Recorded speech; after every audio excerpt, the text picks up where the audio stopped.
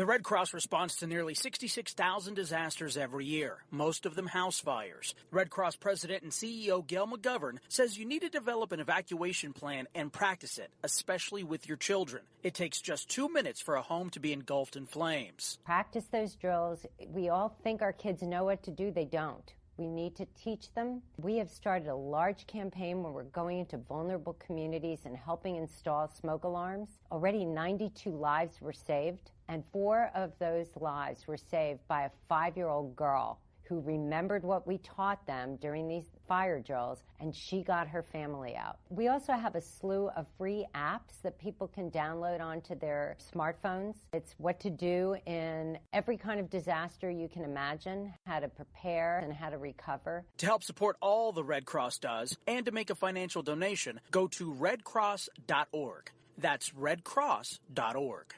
See that cute little dog in the pet store window? Chances are it came from a puppy mill.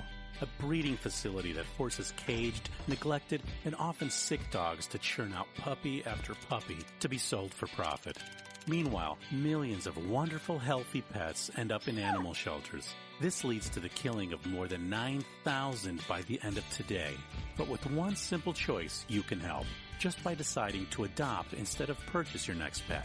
Animal shelters are full of amazing pets looking for a home. When you adopt your new best friend, not only are you saving a life, you're taking a stand against puppy mills. When your friends see the smart choice and impact you've made, they adopt their next pet and share with 5 of their friends, who share with 5 more. Before long, thousands get involved. Pet stores stop selling dogs from puppy mills, and even more lives are saved. And with your help, we can save them all. Visit bestfriends.org/puppymills to learn more. It's Thursday night, and you're grabbing drinks with some friends. Started off with a pitcher for the table, which quickly becomes 2. There's pool. And there's the photo booth. All right, everybody squeeze in. Say cheese! Followed naturally by an order of wings. And another. Can we get some extra ranch sauce? Then there's the ceremonial nightcap. So what are we doing this weekend? And lastly, it's back to the car, which, if you're buzzed,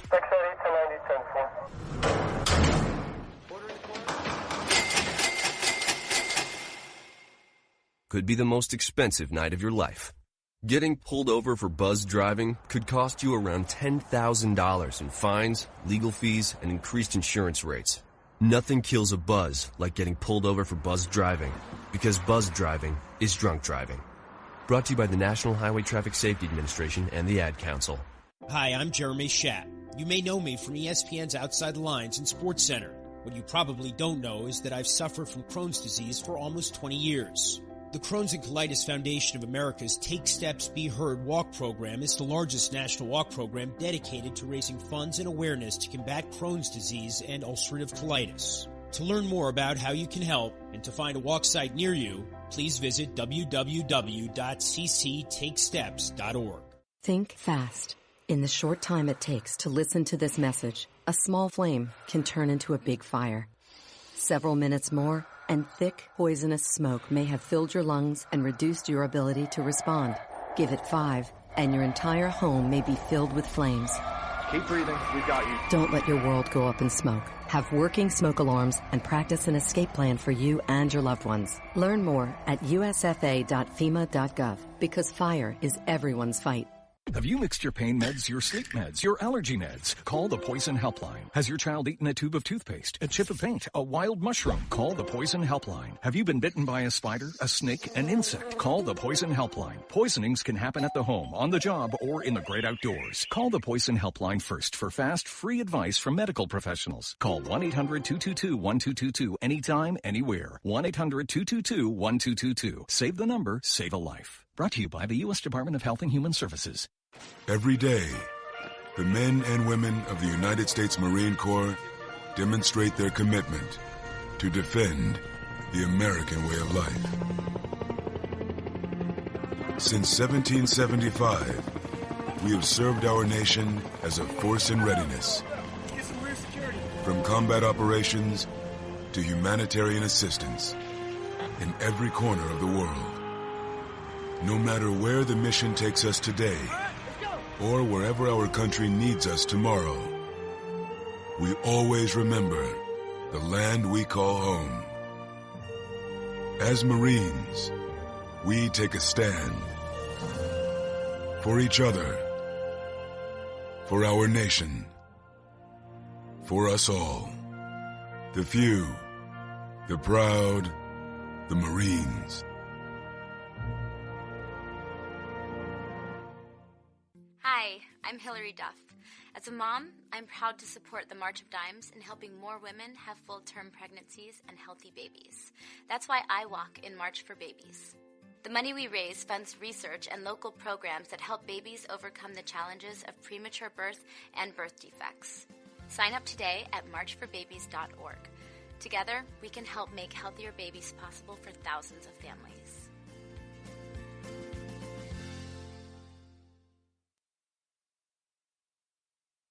The following program is closed captioned for the thinking impaired. Zinc Media. Feel the power of knowledge.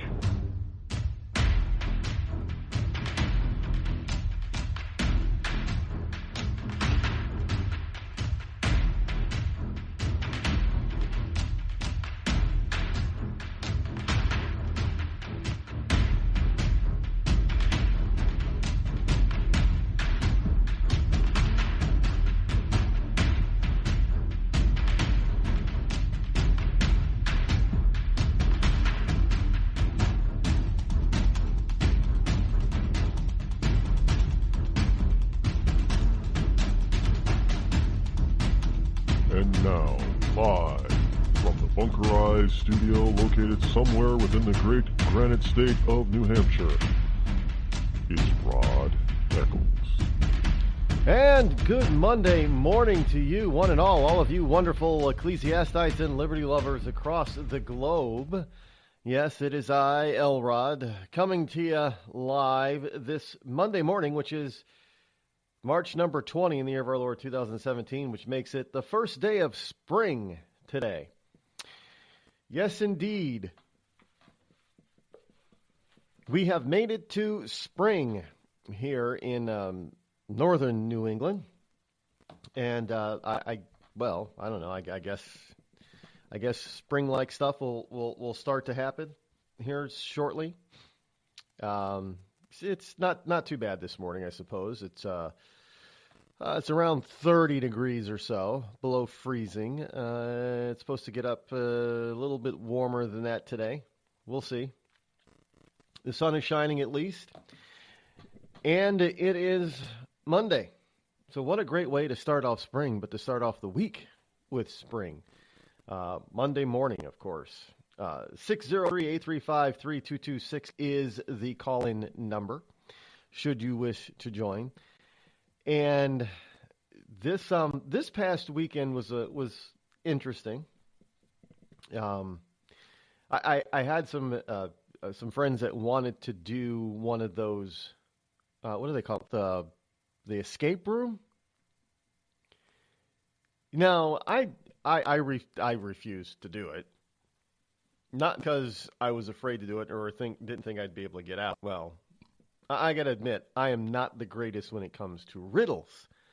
I do like. I would not be construed as one of the world's greatest detectives. I really hate when I miss stuff, and I miss stuff, but I can't stand it when I miss stuff. I really do. But you have to pay attention to every minute detail when you have, from what I understand with these escape rooms. And most mundane. The problem is that I'm one of those people that would probably overthink it.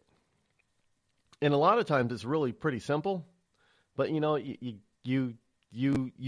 put yourself in a mindset where you have to outthink the people that the people that are working against you. And a lot of times you overthink that. Because that's really the way we're brought up. If you're a person that uses your mind at all, and you've been taught to use your mind, you tend to overthink things.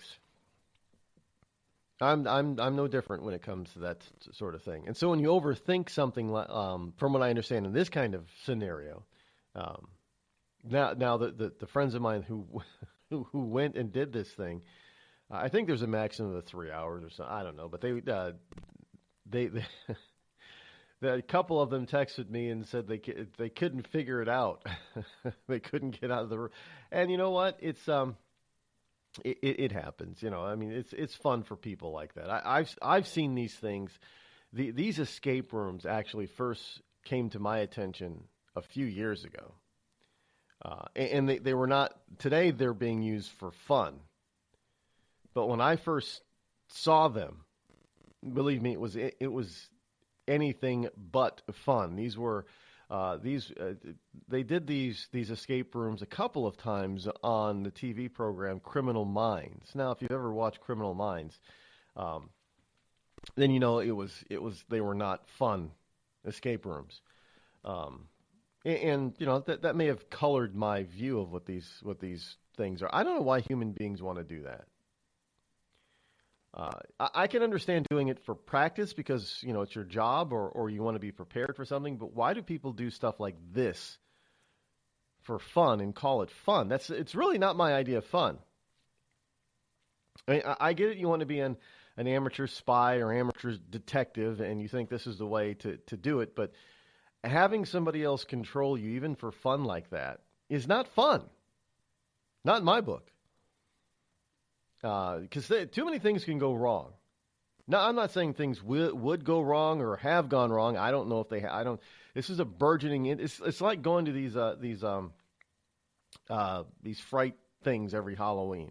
People want to go to these haunted. First of all, I'm not easily scared. Second of all, most of this stuff I think is funny, not scary.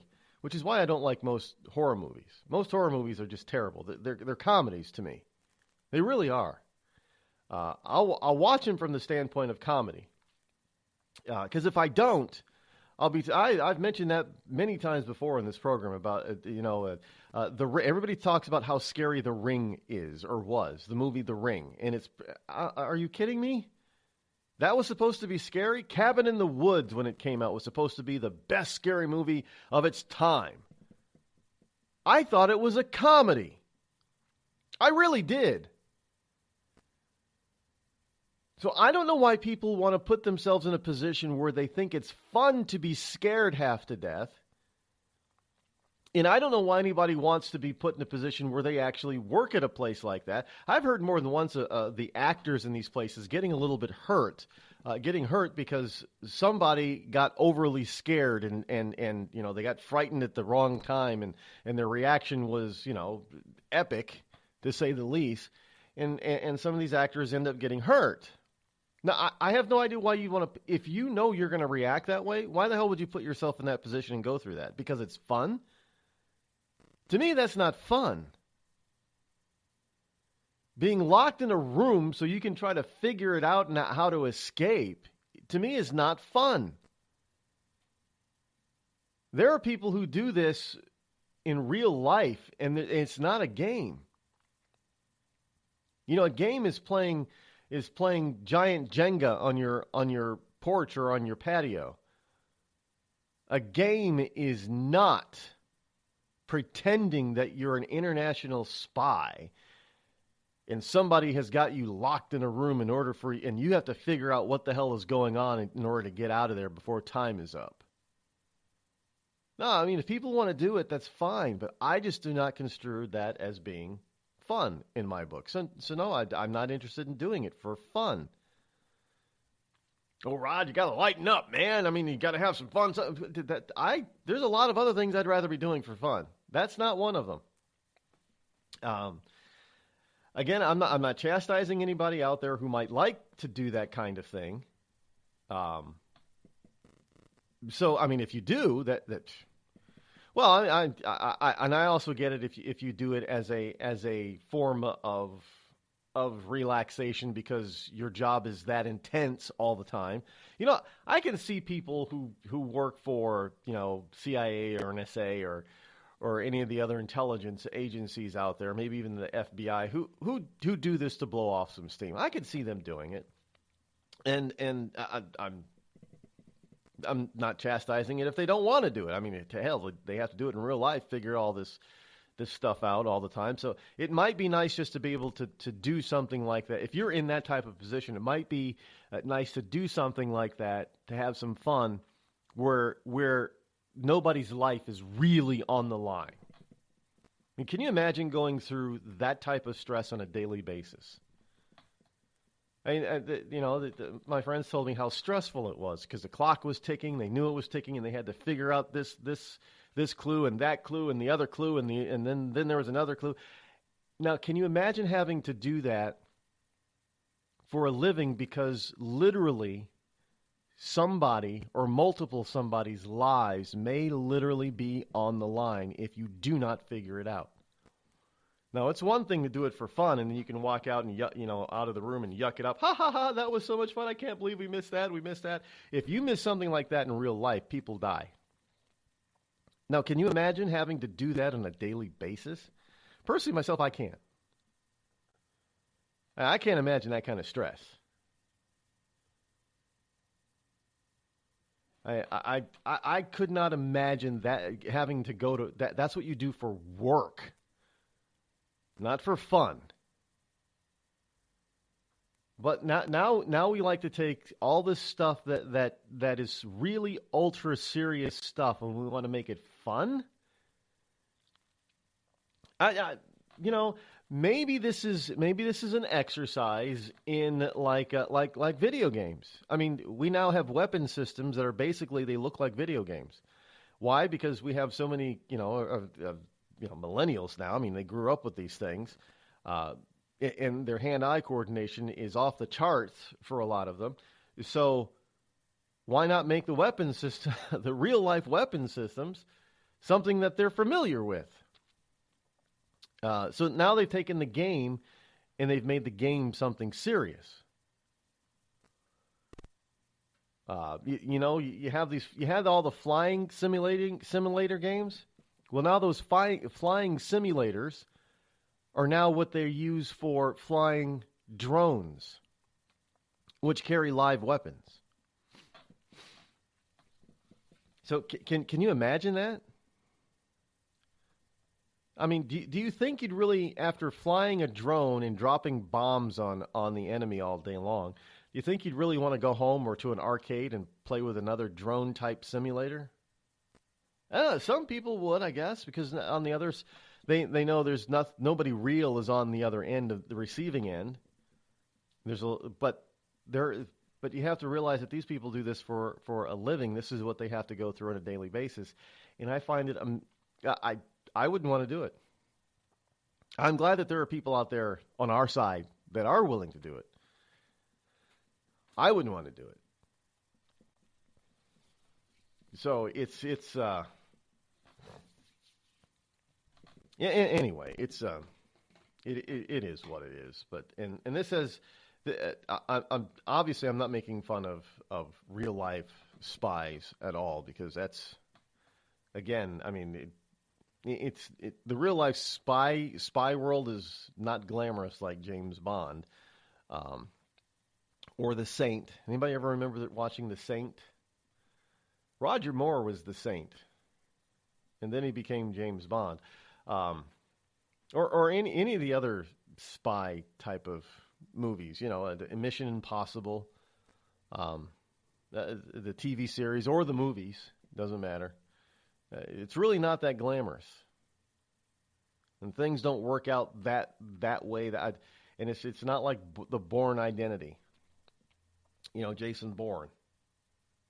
It's nothing like that. You don't get, you might get your passport stamped at a few places, but you're not globe-trotting all over the place all the time, and you don't stay at the world's 4- and 5-star hotels, and you don't get to bed down the world's most beautiful women.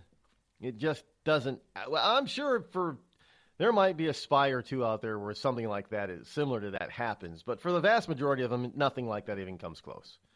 Real life spydom is more like the Brad Pitt movie, Spy Game. It's dirty. It's dangerous. It's not glamorous. So it's, I mean, that.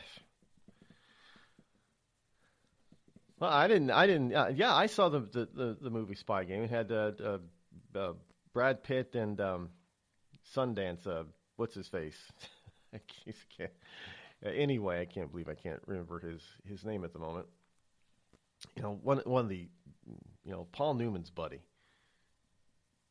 Wow, how come I can remember Paul Newman, but I can't remember, Butch Cassidy and the Sundance Kid. I can remember Paul, but not the. Anyway, Bob Redford. There we go, Robert Redford. Wow,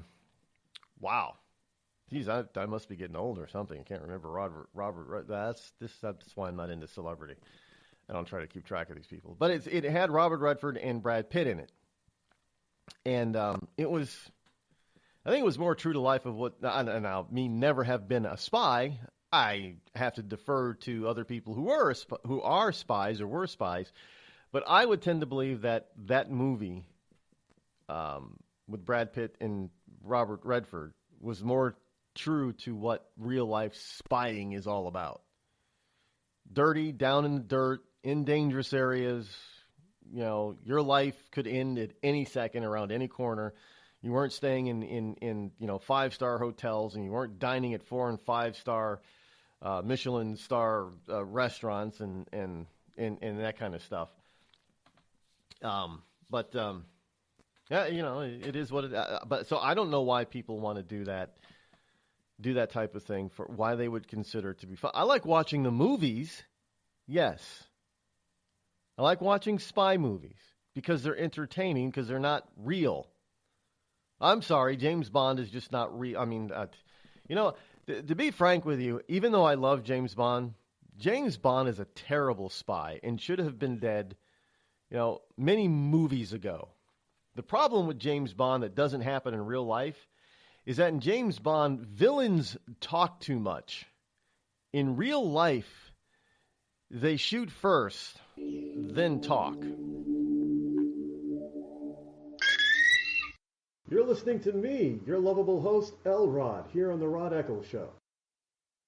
Tired of paying outrageous prices for Viagra? Well, we have great news for you. Now you can finally get Viagra at huge discounts. Healthy Man allows you to save up to $500 on Viagra. Why pay U.S. pharmacy prices of $15 per pill or more when you can get Viagra for less than $3 a pill? Call today and get 40 Viagra pills for only $99. This can cost as much as $600 at your local pharmacy. You can't afford not to call us. If you want Viagra at the lowest prices, never pay $15 a pill pharmacy prices again. Get Viagra for less than $3 a pill. Call 800-595-2614 today and save up to $500 and get 40 pills for just $99. Healthy Man is fast, easy, and affordable. Operators are waiting at 595-2614 to take your call now. Call 800-595-2614. That's 800-595-2614. Again, 800-595-2614. It started with a knock, but it wouldn't end there. What happens in the story next, many wouldn't understand, and most wouldn't believe. 5 + 2 = Perfection by Samuel Rosette Jr. is a must-read. The scriptures within are reminders of the ancient past, and yet intriguingly infuses with texts which stand on the edge of the stage of relevancy. Available online at Westbow Press, Amazon, Books A Million, Barnes & Noble, and SamuelRosetteJr.com. We've all heard of male enhancement, but now there's an expert on true male enhancement in the areas that really count. In Herb Ellis's book, Husband 2.0, Real Male Enhancement, you'll find answers to questions like, why doesn't she want to have sex? A quick start, quick results workout guide. Plus, what you can do as a side hustle to make money now. With all the great tips in this book, every man can benefit. Get the book, Husband 2.0, Real Male Enhancement, on Amazon.com. A couple of weeks ago, a long-haired young person came into our bank and said to me, I bet you won't lend me money to buy an electric guitar. Well, he was making $100 a week, and he was over 18, and I said, I bet you I will lend you money to buy an electric guitar. And I did. So what happens? The punk gets busted for possession of dangerous drugs, and we're out $350. There's one thing about kids nowadays. You don't have to give them credit. Universal Bank. We trust you. About as far as we can throw you.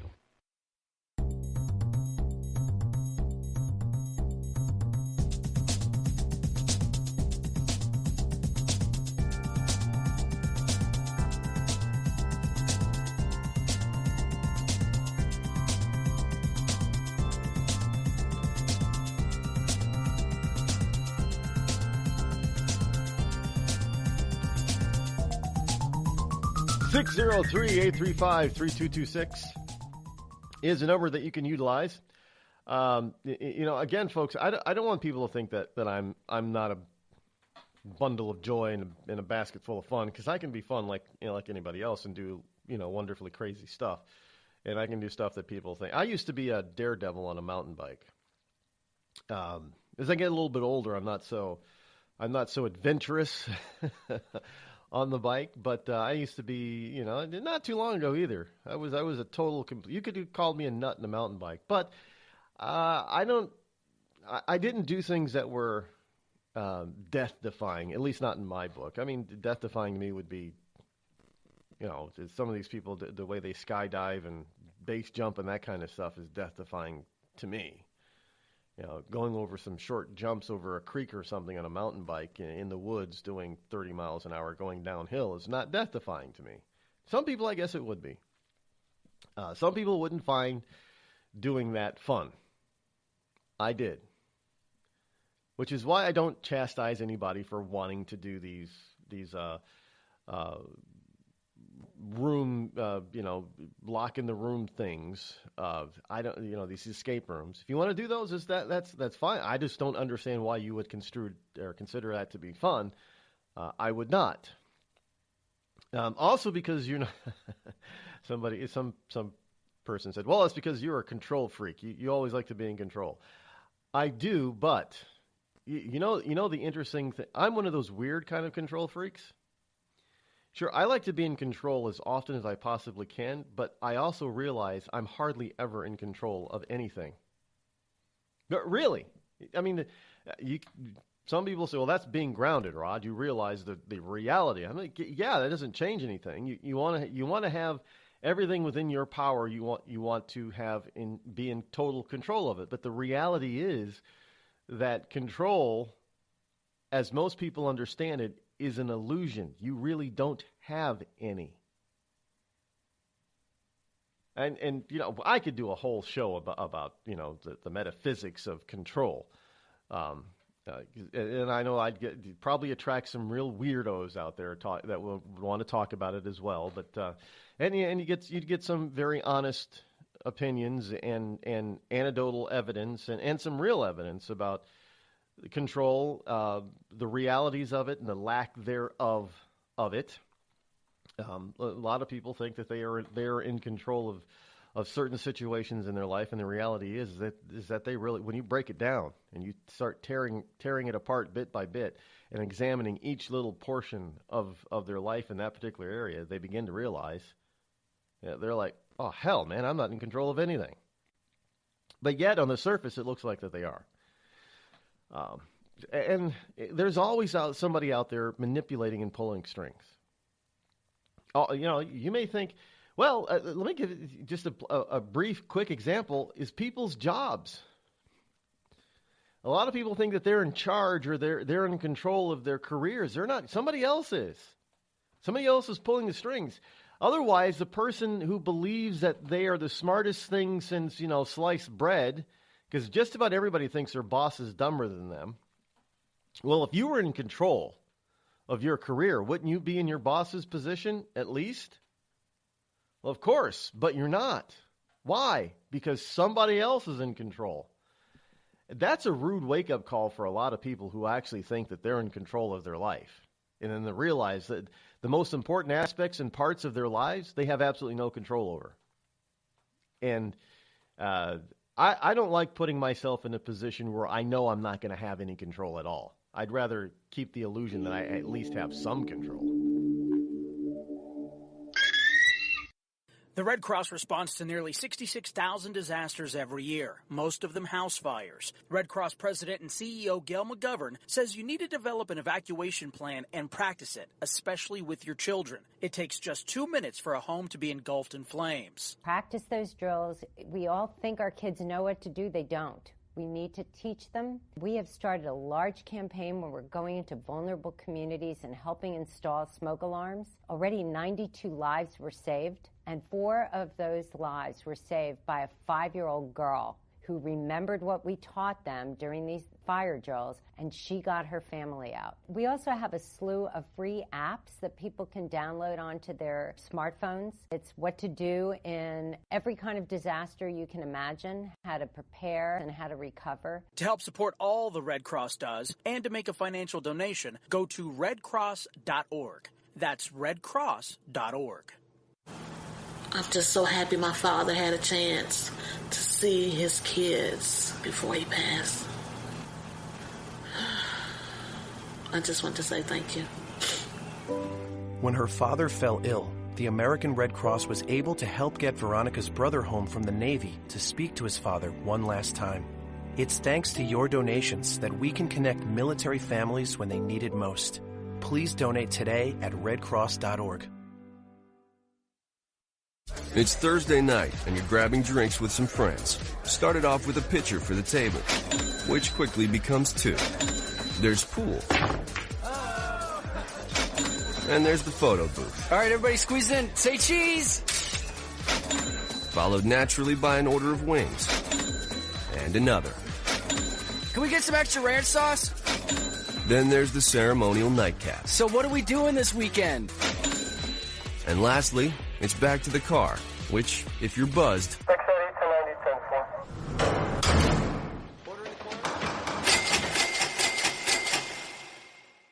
could be the most expensive night of your life. Getting pulled over for buzz driving could cost you around $10,000 in fines, legal fees, and increased insurance rates. Nothing kills a buzz like getting pulled over for buzz driving, because buzz driving is drunk driving. Brought to you by the National Highway Traffic Safety Administration and the Ad Council. Every day, the men and women of the United States Marine Corps demonstrate their commitment to defend the American way of life. Since 1775, we have served our nation as a force in readiness. From combat operations to humanitarian assistance in every corner of the world. No matter where the mission takes us today, or wherever our country needs us tomorrow, we always remember the land we call home. As Marines, we take a stand for each other, for our nation, for us all. The few, the proud, the Marines.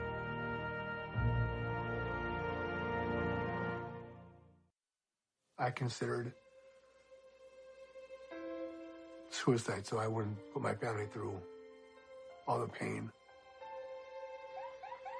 Many of our warriors are returning home from the battlefield, only to face a new war as they struggle with devastating injuries. At Wounded Warrior Project, we understand. We're there to help. Even though you think you're broken, you're not. It's the physical and the emotional healing that Wounded Warrior Project provides. With a gift of just $19 a month, you can join Wounded Warrior Project. You'll help provide critically needed programs and services that rebuild lives. Beautiful.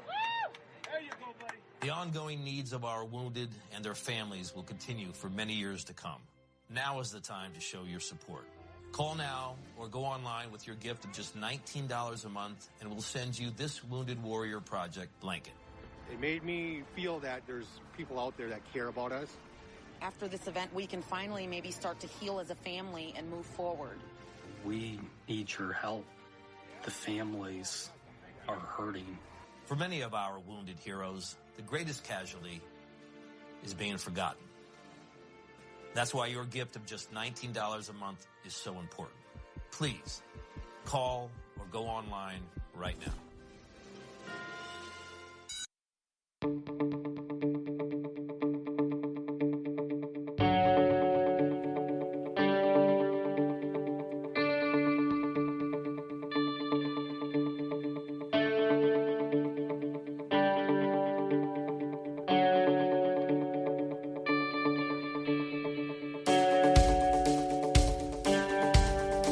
603-835-3226. That is the call-in number to this wonderful program. So if you would like to express your opinion, your opinionation, that's a program too, I think, called an opinionation. I think it's a program. In any event, if you like to do all that kind of challengey stuff, I'll stick to board games. I'll stick to the board game Clue. I know it's kind of fun to match wits against other people, and as you get better and better, you like to expand and challenge yourself even more. But I'll stick to board games. By the way, I learned something this weekend. Netflix released Iron Fist. Now, I watched Daredevil. There's been 2 seasons of Daredevil on Netflix, and Iron Fist has me interested. Although Luke Cage was kind of slow. I got to the first 2 episodes of Luke Cage, and it's just but I understand. I realize now I'm going to have to watch Luke Cage because Luke Cage becomes friends, best buds with Iron Fist. But there is some brouhaha surrounding the Iron Fist thing, and I'm still scratching my head over this. What the big there are people that are upset that the Danny Rand character was a white guy and not an Asian, and I'm thinking, well, in the comic books, Danny Rand was a white guy. What's the big deal? So I mini binged this weekend. I think I'm up to episode 5 now or 6, and I'm watching this and I'm realizing something. Now, first of all, Daredevil and Luke Cage is the cinematography is exact with Iron Fist. Now, from my understanding, what they have just done actually is Netflix has finished filming a series called Defenders. Now, the Defenders was a loose knit superhero group of back in the 70s, I think maybe 60s, 70s. I've mentioned this before. I never really read or got into the Defenders because most of the superheroes that were members in and out of membership of the Defenders were not some of my favorites. Power Man and Iron Fist were not 2 of my favorites. I like Daredevil, but I never liked Daredevil when he was with a group. Didn't matter who the group of superheroes were. He was always better as a solo artist, like Spider-Man. Spider-Man is not very good in a group setting, but he's awesome as a solo. And even if he just teams up every once in a while, it's just a duo, that's fine. But to be a member of a group, Spider-Man is not exactly a group type of superhero. Neither is Daredevil. But there are other heroes and the Defenders. I did some research, and there have been a number of different heroes that were in and out of Defenders. Anybody remember the Marvel version of Aquaman? Well, that would be Prince Namor. Of Atlantis, yes, and he could actually fly. Those little things on his feet could actually make him fly. But in any case, so they've just done I guess they just wrapped up for a series of Defenders, but they've tied this all together. And I'm watching now. I didn't get to the part where it came together in Luke Cage yet. I didn't get to that episode, but Iron Fist I did. And if you've ever watched the Daredevil, then you know the arch enemy of Daredevil in New York City is an organization, an all powerful, all reaching. Everybody's afraid. Even the Yakuza is afraid of this group called the Hand. Well, their ugly head has reared in in Iron Man, or excuse me, Iron Fist. And he sent back specifically, he was trained to fight the Hand. Now, the Hand, as it turns out, is a Asian entity that is more badass than the famed and infamous Yakuza gangs. I mean, you don't want to mess with them. Even the Yakuza doesn't want to mess with the Hand. So that's. But there are people that are running around this planet that believe that there are groups like that. And if you actually pay attention to what these people are, the Hand or whatever they call themselves, they're nothing more than the imagination of people to put to film what they believe is actually out there in the form of the Illuminati, the Skull and Bones, the Bilderbergs. There are these secretive groups that are all powerful, all knowing, all spread. The tentacles are in everything. Now, one of the things that I find interesting is that I don't think I've ever seen any program or movie. There's always the good guy. There's always the good guy that fights one of these.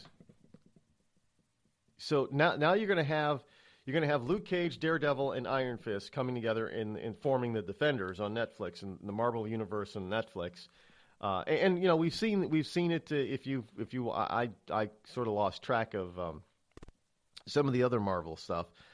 Now you have the big superheroes. They're in the movies. Thor and all those guys. Those guys are too big to deal with the Hand.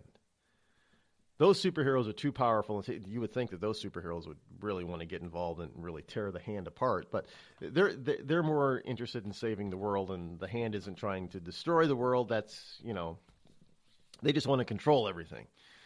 But they don't want to destroy it. So that doesn't bring the wrath of Thor and Iron Man. It just brings the lesser heroes that are all too human. Luke Cage and Daredevil and Iron Fist. They're more human. But what you don't have is I don't see. I don't see it. So there may be something out there, but I don't see it. What I don't see is somebody taking this to a more realistic level and having, say, the Illuminati fighting the Bilderbergs, who are fighting the Skull and Bones, who are fighting the communists, who are fighting, why isn't there anybody? I'm sure that would make great theater. Or maybe that's too realistic. Now, folks, you got to understand, I am not a conspiracy theorist. However, I'm not an idiot. Now, are there these groups called the Illuminati and the Bilderbergs? Yes. Are they these all-powerful, all-world manipulating entities? No. Do they have power and influence and money? Yes. Do they each have their own agenda, just like just about every government on this planet? Yes. But nobody wants to explore that. Why? Maybe maybe it is much like Shakespeare. Shakespeare used to be used to get away with writing about the ongoings within the royal court. But how did he get away with it and not lose his head in England? Well, very simply, even though he may have been writing about what was going on in the English court, when he wrote his plays and those actors were on stage, they were not English royalty. They were some far-off royalty. They were the Danes, they were the Moors, they were the Italians, they were some other royalty, not the British monarchy. So the British monarchy would look back and say, look over and say, look at all those other, you English people, you've got it lucky because the world, the monarchs around the world, they're all crazy. But all we have to do is look back with 20/20 glasses and look back in history, and Shakespeare was actually writing about the British monarchy, but he wasn't saying and giving them the names of the British monarchy. They were always the Dutch or the Italians or the Moors or somebody else. So is that the reason why we have groups like The Hand? Because nobody wants to actually say Illuminati or Bilderbergs in these things for a reason. Is there a reason? I don't know. I just look at it side-eye with a lot of suspicion and think maybe there's a lot more going on here than I would like to admit. I'll admit that. No, but you have to. But see, I also look at it. I turn my head the other way and look out of the other side eye, if you will, at all these conspiracy theorists. Remember the movie Conspiracy Theory? Yeah, it's great to have all these conspiracies. Eventually, one of them is going to be factual. The problem is trying to figure out which one out of the 101 that you have is actually right. That's the problem. And don't think that there isn't a conspiracy out there that foist some of these conspiracy fables on us. Oh, there is. That's not really a conspiracy, but keep the people distracted so they don't get close to the truth. We see that this sort of thing happening on a daily basis with the Democrats and what they're trying to do to Donald Trump. And notice how Donald Trump. Anybody here over the weekend? Anything about all of the Russian hacking? Well, I think Trump has put a kibosh on that pretty bad and pretty hard. Because you had all the Democrats out there throwing out this red herring that the Russians hacked in the election and helped Trump, and that they're investigating Trump. And Trump said, well, hey, you know what? My house, my office, my building got hacked and was wiretapped. The Democrats stand back and say, oh, wait, no, we didn't do that. There isn't any investigation. Oh. Well, if there's no investigation, then how are you running around out there saying that you have information that there was an investigation that the Russians did it? You just said there's no investigation. So is this a red herring? Well, yes, it is. And the Democrats are very good at doing that. They've been doing it for years. And they have some willing accomplices in the lamestream media. Excuse me. We all know about Trump not that question of Trump and them being indignant about Trump saying that it would depend on how it happened if would he accept the loss in November on November 8th. If he and all of a sudden, everybody was indignant how un-American and the tradition and this and that. Donald Trump is a pig. He's a cad. He's terrible because he wouldn't accept it.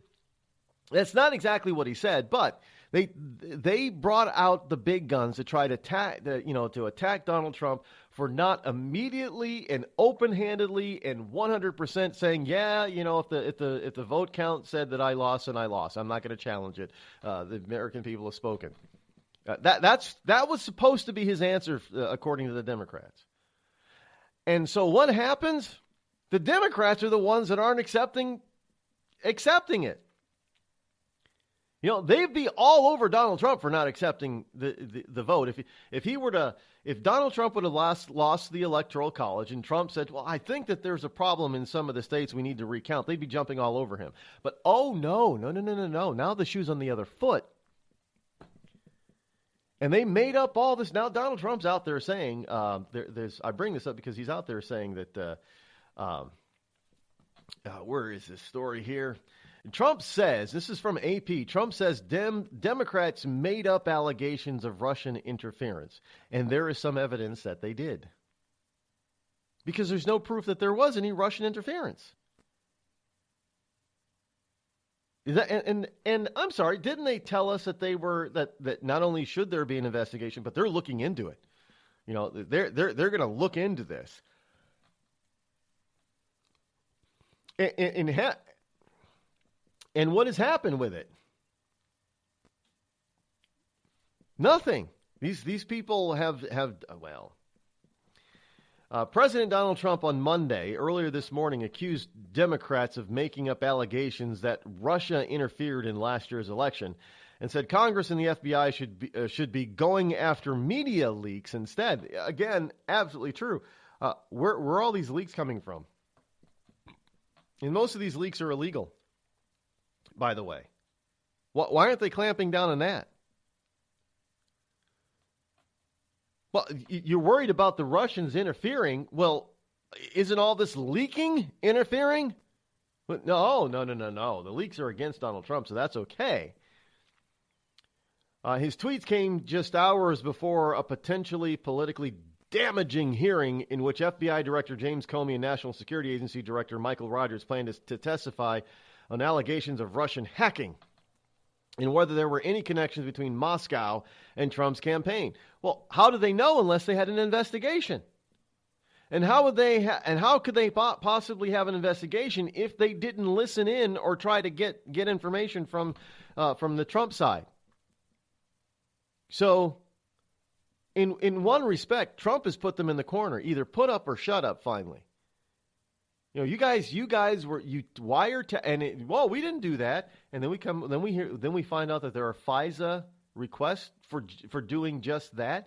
Oh well, now they want to be specific. This is how they're getting away with it, folks. They want to be specific with this. They're trying to manipulate the meanings of the different words in their favor and the perception of what the American people think wiretapping is. Wiretapping is not just like in the old days where you actually went in somebody's house and you put little bugs in the receiving or the microphones in their telephones, and you put little bugs up in the smoke detectors, and you put bugs all around, and you tapped into certain wires or connections in the communication devices in the house or the office. The physical aspect. That is what they're saying wiretapping is, and that is what they're saying did not happen. Well, of course that didn't happen because that's old-fashioned. That's stupid. It's inefficient.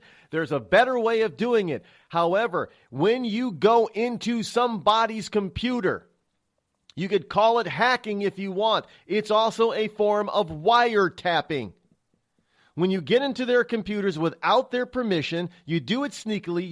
You can see everything that they can see on their computer. You can even listen to communications if they're doing audio or video. You can intercept that stuff and download it yourself. That is the modern version of the old-fashioned going in and putting a little bugging device in somebody's phone. It is still wiretapping, but the left is trying to say, well, we did not do the old-fashioned wiretapping.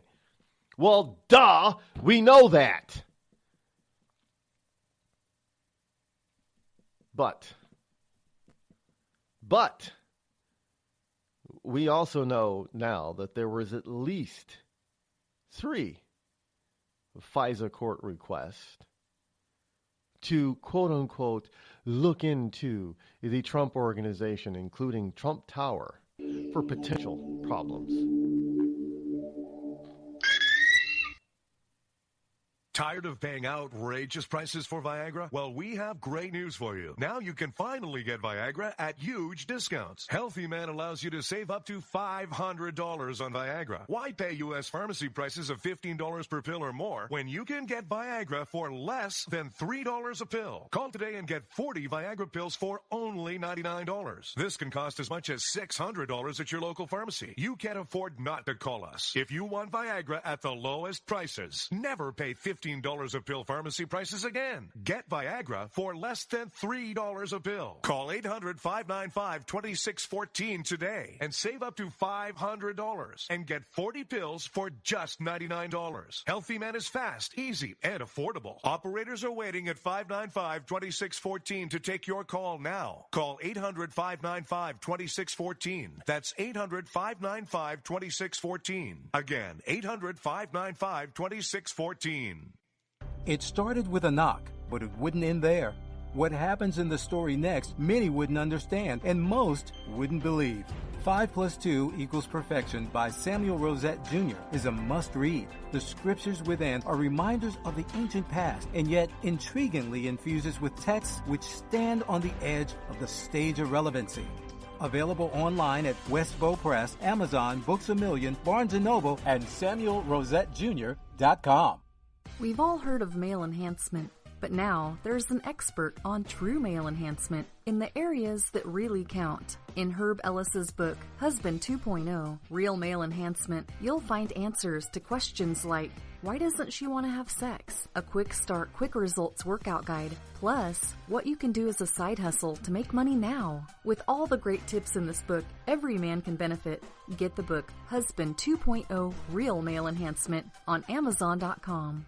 You know, a couple of weeks ago, a long-haired young person came into our bank and said to me, I bet you won't lend me money to buy an electric guitar. Well, he was making $100 a week, and he was over 18, and I said, I bet you I will lend you money to buy an electric guitar. And I did. So what happens? The punk gets busted for possession of dangerous drugs, and we're out $350. There's one thing about kids nowadays. You don't have to give them credit. Universal Bank. We trust you. About as far as we can throw you. Call Rod now, 603-835-3226. Lines are open.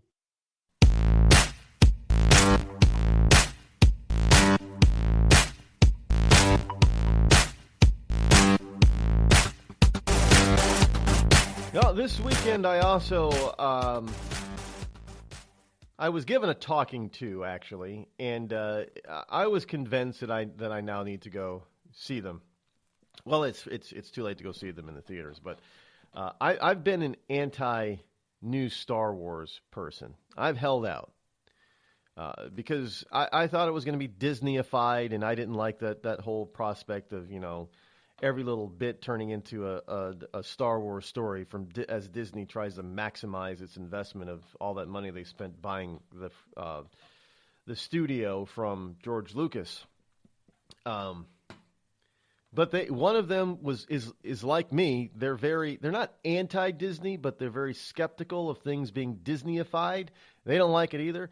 However, they saw them the Rogue One in the first new Star Wars story from Disney, and said that they were very good, and Disney did good work in bringing it back and trying to erase the second trilogy that Lucas did, but going back to the original part of Star Wars. That they did a very good job of modernizing it, but taking the story back to that aspect. I said, oh, well, if you think so, because I know he's just as big of a anti-Disney person as I am when it comes to stuff like that, you know. So it's kind of like there's a YouTube thing about Harry Potter. You can make a movie just about every Harry Potter scene that there is. There's a movie there, and there's a trilogy in there, and there's a trilogy in Harry Potter breathing and looking, and that's what I'm afraid that they were going to do with Star Wars, but evidently they're not. America is America because it is so American. The children, they are the future of children, and she loves the children. Diversity is diverse when diversity is diversified. For a future you can see, for a future that brings with it all the hopes of tomorrow. By doing everything we did yesterday, we need a leader. We need a champion. We need her. Vote for me. It's enough now. Give me it. It's mine. I want it. Just give me it. I want it now. Stop asking questions and just give it to her already. Or you're a sexist, racist.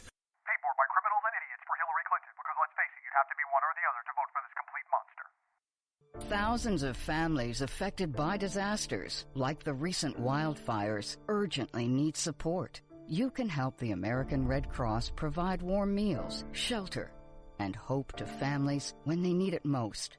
Please donate today to Red Cross Disaster Relief to help people affected by disasters, big and small.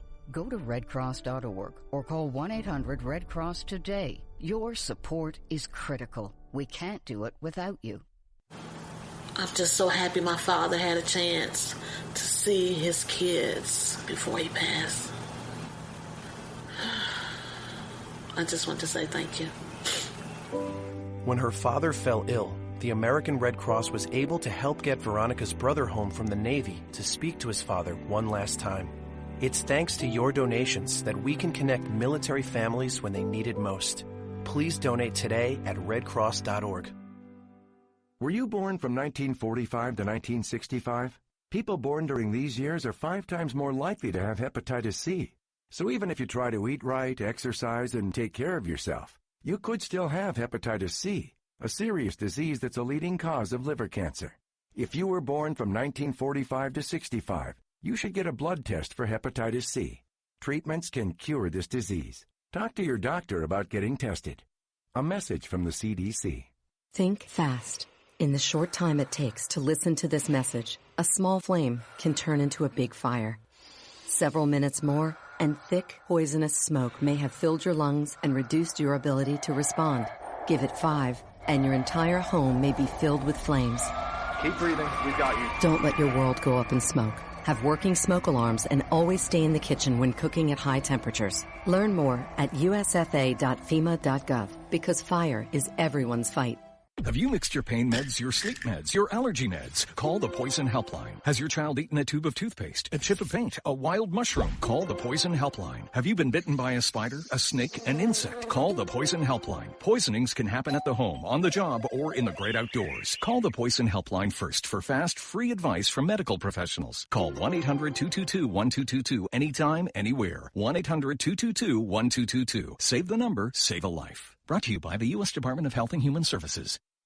Premature birth is the #1 killer of babies. Those who survive often face birth defects and complications that affect them for life. For hundreds of thousands of families in the United States, this is the hardest thing they will ever have to face. And it's even harder on the baby. March of Dimes is providing education and support to families and funding life-saving research to give every baby a fighting chance. You can help. Do something today. Give them tomorrow at marchofdimes.org/tomorrow. It's pretty amazing when you consider that 7 years ago, we didn't have the treatments we have now. We cure 80% of children with cancer. Go back 50 years, we were curing 20 to 30%. This is the miracle story of modern medicine. We understand what makes this cancer tick. And of course, without donors from around the world, this just couldn't happen. There's one thing we're focused on, and that's beating this thing. St. Jude Children's Research Hospital. Finding cures, saving children. Learn more at stjude.org. Not on my watch, our military service members say, as they volunteer to serve. As they move out, stand firm, and take fire. So not on our watch, we say, to the severely ill or injured veterans who can't get the care they deserve to live full and independent lives, even when there's no government funding or a nursing home seems like the only option. We won't leave one warrior behind. Not on our watch. Join us at findwwp.org. Every day, the men and women of the United States Marine Corps demonstrate their commitment to defend the American way of life. Since 1775, we have served our nation as a force in readiness. From combat operations to humanitarian assistance in every corner of the world. No matter where the mission takes us today, or wherever our country needs us tomorrow, we always remember the land we call home. As Marines, we take a stand for each other, for our nation, for us all.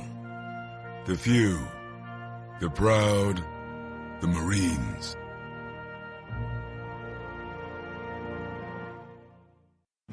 America's wounded warriors are coming home. After serving on foreign shores, these brave men and women are returning to their families and communities. Many have wounds you can see, and many have wounds you can't see, like post-traumatic stress disorder. Now that these warriors are back home, they are ready to enter the civilian workforce. To help, Wounded Warrior Project has developed the Warriors to Work program, a career counseling service that helps warriors translate their military experience to the civilian workplace. These extraordinary men and women bring proven world-class job skills and a unique perspective on teamwork to the job. And to ensure the right warrior finds the right job, Wounded Warrior Project works with employers to find just the right match.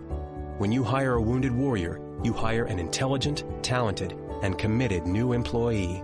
Contact Wounded Warrior Project at findwwp.org. Welcome home the brave. You want to know what time it is? It's time to bring the rain. Zinc Media. Feel the power of knowledge.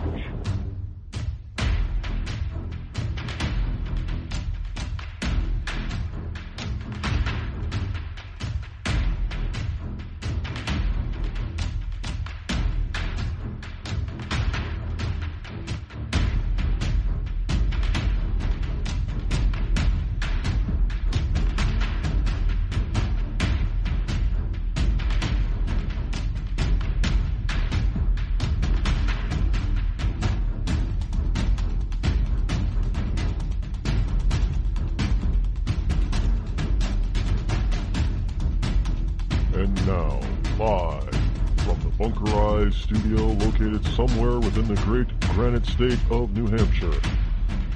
It's Rod Eccles. And hello and welcome back. I am, one of the things that I follow on the tube is things like, into the bad. I know everybody they suggest these wonderful programs that I can watch. Let me be the first to say, well, I'm not the first. It's not the first time I said this. I don't watch a lot of TV, and so it's not like I sit down in front of the TV every night, for 4, 6, 8 hours like a lot of Americans do.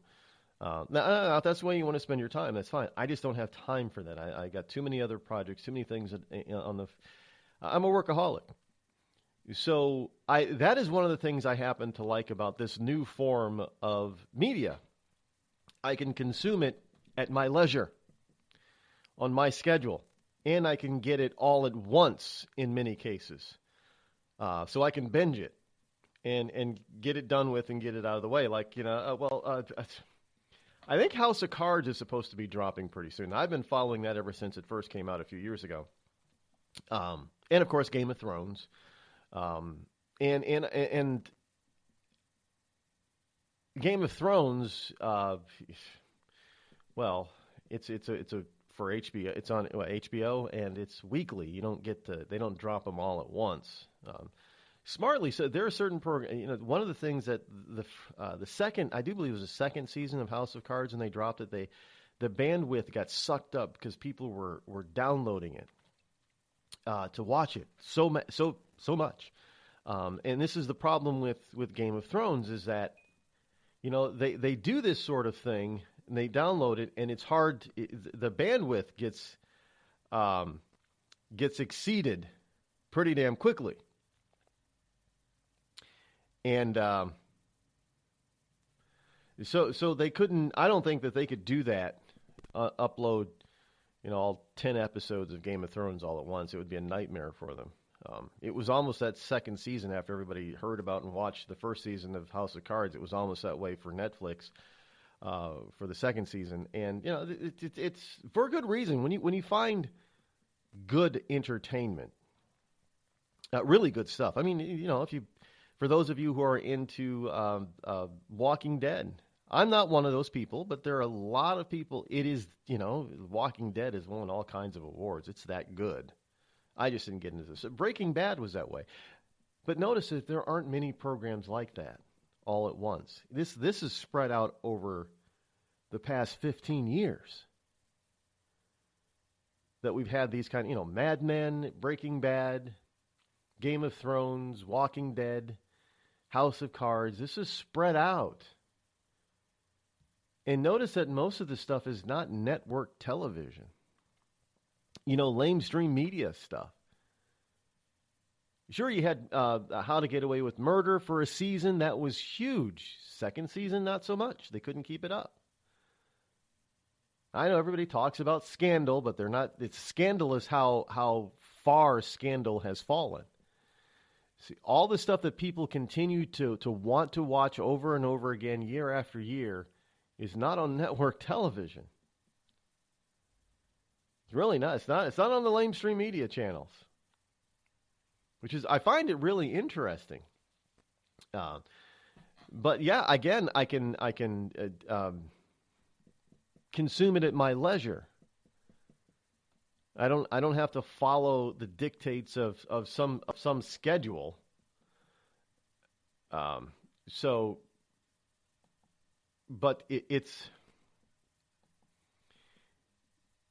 is what it is, I guess. But you know what? I don't.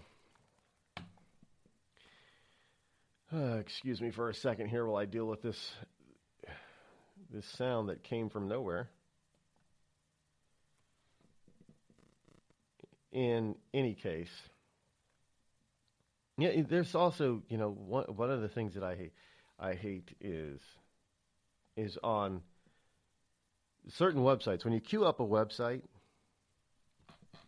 now I don't know how they get around this, but it really upsets, because I have my settings on all of my browsers to not automatically play video. Why? Because one, it takes a lot longer for the page to load up. Two, it's annoying as hell when you have multiple pages up, because some of these wonderful pages, they refresh automatically without you knowing it, and then they want to, and they do this on purpose so they continually get this audio video feed out to you. Well, if I want that, I'll press the play button, but it's annoying as hell. It just like some of these sites, they say, well, in order for you to view our content, you gotta remove your ad blocker. No, I don't. I just won't go to your website, and I don't, because I'm not interested in removing my ad blocker so I can be loaded up with their stupid ads just to read their opinion of something. If it's an actual story, if it's an actual news item, they're not the only ones with it. And all you got to do is do a Google or Bing search, and sure enough, there's lots of other publications out there that have the exact same story. And if I want it to be from one of the big guys like AP or Reuters or one of the other news services, there's other publications that are going to have it as well. So I don't need to get it from the Washington Post or the New York Times. I love when they think that they are so special that you can only get this story from us. Well, if it's an op-ed piece from the New York Times, yeah, I can only get it from you. But if you won't let me read it, it won't be a big loss to me or anybody else, which is why you're in such financial trouble. You need to figure out a different way to do that. This is the problem. This is how.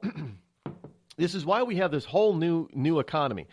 This is also, you have the establishment. Now, hang on with me, folks, here. This is a brilliant point I'm about to make.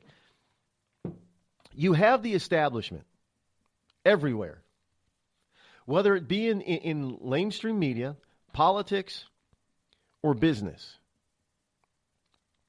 They have become so stiff and stuck in the mud that it was always their way or the highway.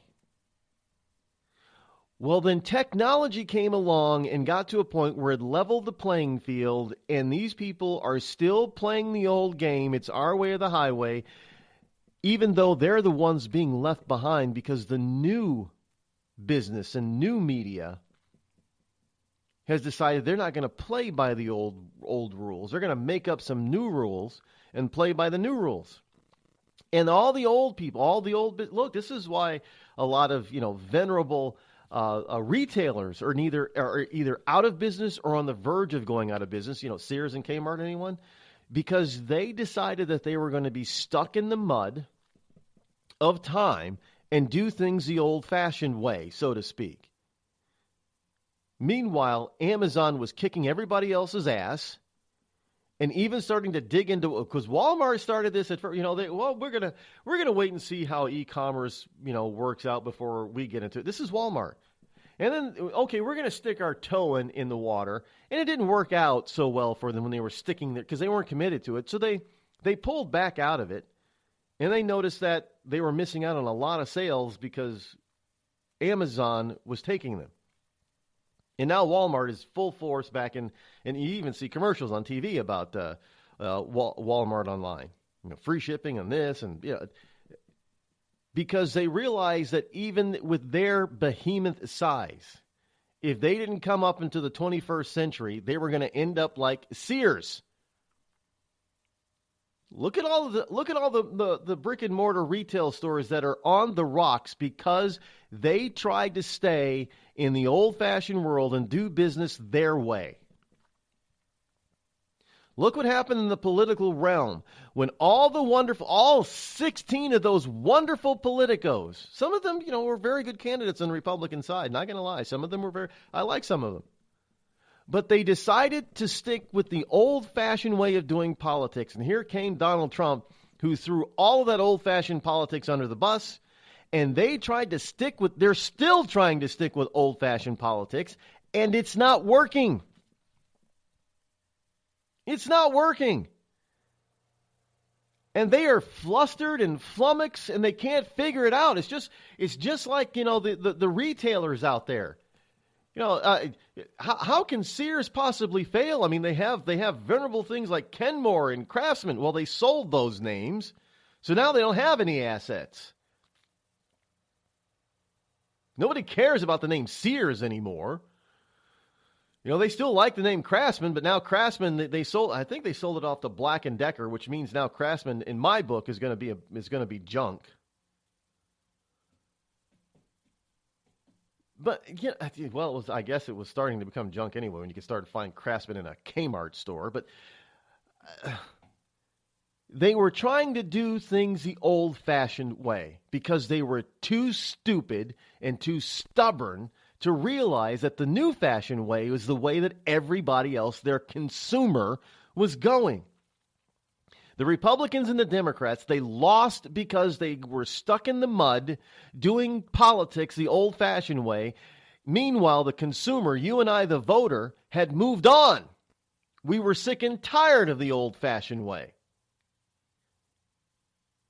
We moved on. We were sick and tired of the lamestream media. We moved on, and poll after poll. It's amazing that you get all of these polls from inside and outside of the lamestream media that tells the lamestream media how much influence they've lost and tells them why, yet and still, they still want to remain old-fashioned and try to do things the old-fashioned way. And then they scratch their head when nobody believes them anymore. And nobody follows them. And they scratch their head. Well, this sort of thing worked against Gary Hart. Remember when we caused Gary Hart to drop out of the presidential race? This sort of thing worked against other politicians on a local and up to national level in the past. Why isn't it working now on Donald Trump? Well, it's not working because the American people have moved on past you. And you're still stuck down there at that old-fashioned level. Well, it still works on some people, sure. But the vast majority of us, that kind of garbage doesn't work anymore.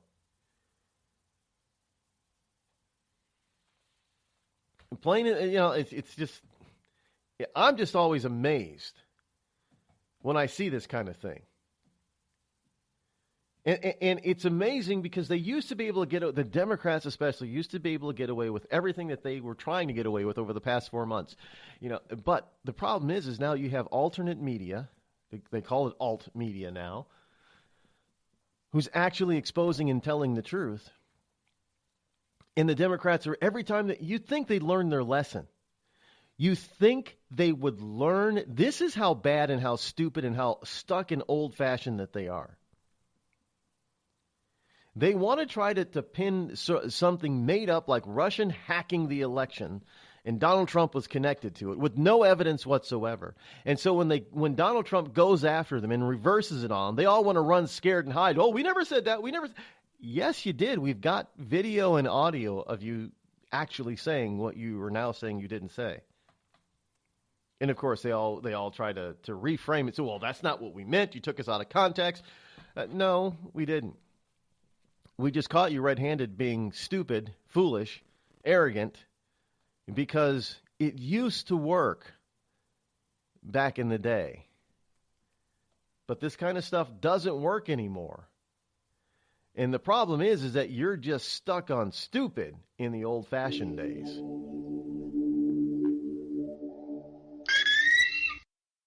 You're listening to the Rod Eccles Show, the coolest, most politically incorrect, conservative black man on the planet. Tired of paying outrageous prices for Viagra? Well, we have great news for you. Now you can finally get Viagra at huge discounts. Healthy Man allows you to save up to $500 on Viagra. Why pay U.S. pharmacy prices of $15 per pill or more when you can get Viagra for less than $3 a pill? Call today and get 40 Viagra pills for only $99. This can cost as much as $600 at your local pharmacy. You can't afford not to call us. If you want Viagra at the lowest prices, never pay $15 a pill pharmacy prices again. Get Viagra for less than $3 a pill. Call 800-595-2614 today and save up to $500 and get 40 pills for just $99. Healthy Man is fast, easy, and affordable. Operators are waiting at 595-2614 to take your call now. Call 800-595-2614. That's 800-595-2614. Again, 800-595-2614. It started with a knock, but it wouldn't end there. What happens in the story next, many wouldn't understand, and most wouldn't believe. 5 + 2 = Perfection by Samuel Rosette Jr. is a must-read. The scriptures within are reminders of the ancient past, and yet intriguingly infuses with texts which stand on the edge of the stage of relevancy. Available online at Westbow Press, Amazon, Books A Million, Barnes & Noble, and SamuelRosetteJr.com. We've all heard of male enhancement, but now there's an expert on true male enhancement in the areas that really count. In Herb Ellis's book, Husband 2.0, Real Male Enhancement, you'll find answers to questions like, why doesn't she want to have sex? A quick start, quick results workout guide. Plus, what you can do as a side hustle to make money now. With all the great tips in this book, every man can benefit. Get the book, Husband 2.0, Real Male Enhancement, on Amazon.com. You know, a couple of weeks ago, a long-haired young person came into our bank and said to me, I bet you won't lend me money to buy an electric guitar. Well, he was making $100 a week, and he was over 18, and I said, I bet you I will lend you money to buy an electric guitar. And I did. So what happens? The punk gets busted for possession of dangerous drugs, and we're out $350. There's one thing about kids nowadays. You don't have to give them credit. Universal Bank. We trust you. About as far as we can throw you.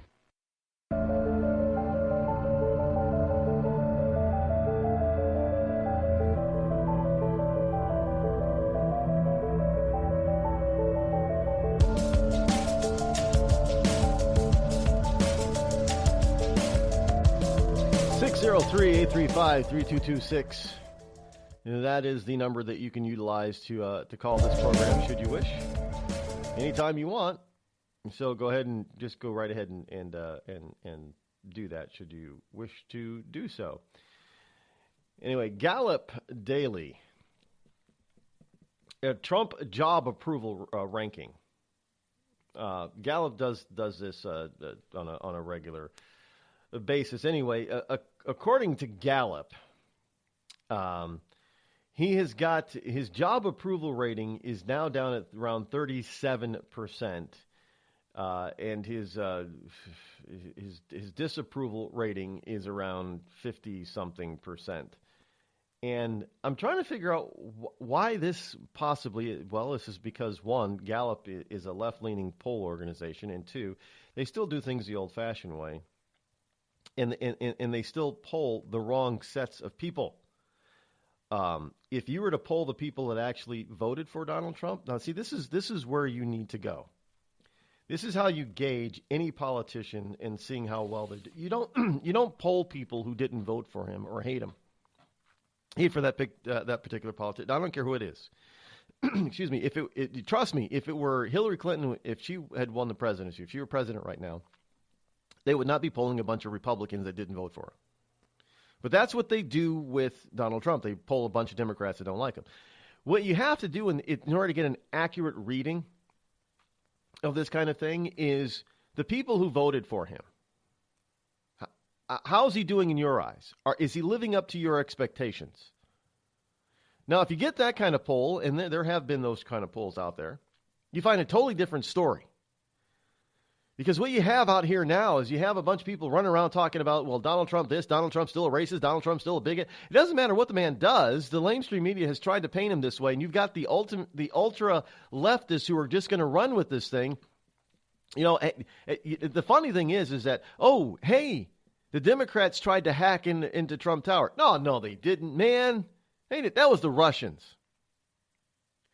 So the Russians, I thought the Russians were working with Trump. Why would they hack into his system if they were working with him? Silence.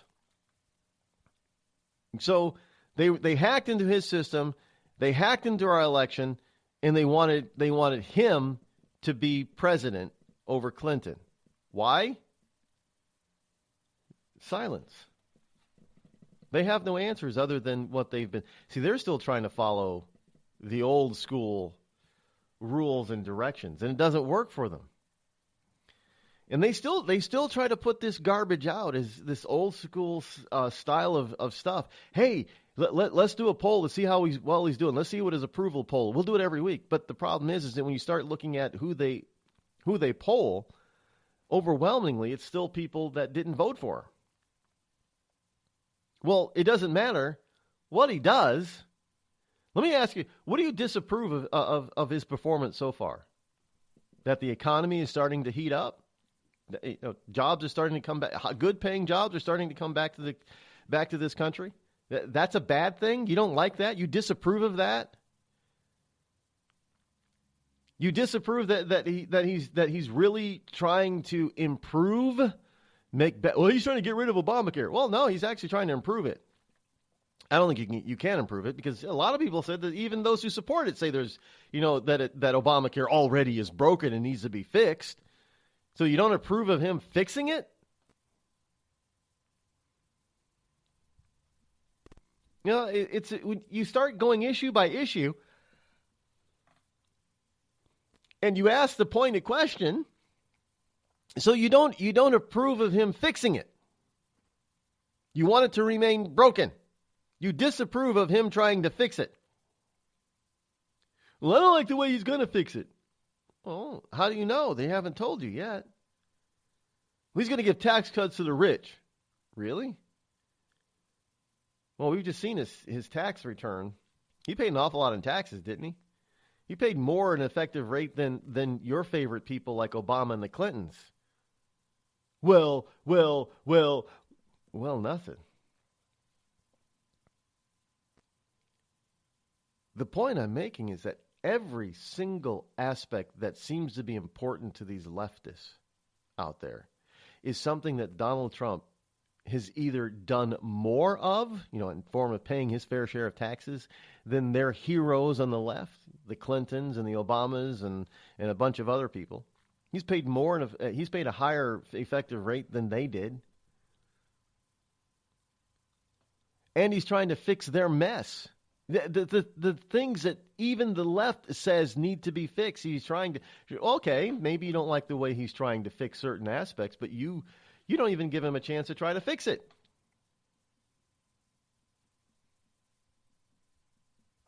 So there you go. It's not the point that he's doing a bad job at all. Because if this were Hillary doing exactly the same thing, and we've already seen it with Obama and the executive orders versus Trump on the travel bans, if it were Hillary Clinton and she did exactly the same thing, you would be she's doing such a wonderful job. But see, folks, that's old-fashioned politics. That doesn't work anymore, which is why Democrats keep losing and losing and losing. Call Rod now, 666-603-835-3226. The Red Cross responds to nearly 66,000 disasters every year, most of them house fires. Red Cross President and CEO Gail McGovern says you need to develop an evacuation plan and practice it, especially with your children. It takes just 2 minutes for a home to be engulfed in flames. Practice those drills. We all think our kids know what to do. They don't. We need to teach them. We have started a large campaign where we're going into vulnerable communities and helping install smoke alarms. Already 92 lives were saved, and 4 of those lives were saved by a 5-year-old girl who remembered what we taught them during these fire drills, and she got her family out. We also have a slew of free apps that people can download onto their smartphones. It's what to do in every kind of disaster you can imagine, how to prepare and how to recover. To help support all the Red Cross does and to make a financial donation, go to redcross.org. That's redcross.org. I'm just so happy my father had a chance to see his kids before he passed. I just want to say thank you. When her father fell ill, the American Red Cross was able to help get Veronica's brother home from the Navy to speak to his father one last time. It's thanks to your donations that we can connect military families when they need it most. Please donate today at redcross.org. It's Thursday night, and you're grabbing drinks with some friends. Started off with a pitcher for the table, which quickly becomes 2. There's pool. And there's the photo booth. All right, everybody squeeze in. Say cheese! Followed naturally by an order of wings. And another. Can we get some extra ranch sauce? Then there's the ceremonial nightcap. So what are we doing this weekend? And lastly, it's back to the car, which, if you're buzzed,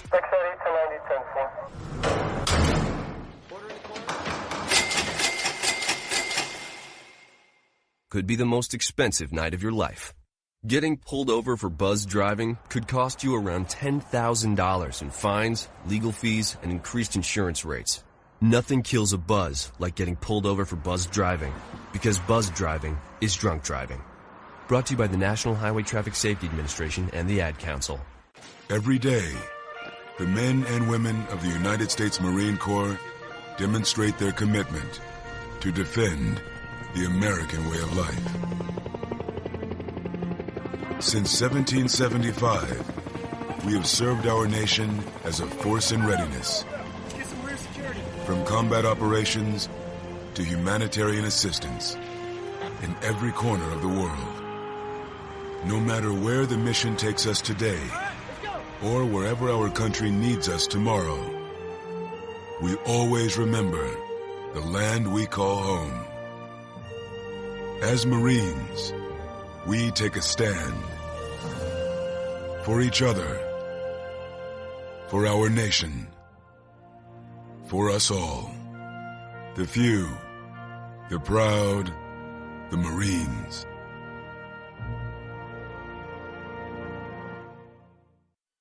I considered suicide so I wouldn't put my family through all the pain. Many of our warriors are returning home from the battlefield, only to face a new war as they struggle with devastating injuries. At Wounded Warrior Project, we understand. We're there to help. Even though you think you're broken, you're not.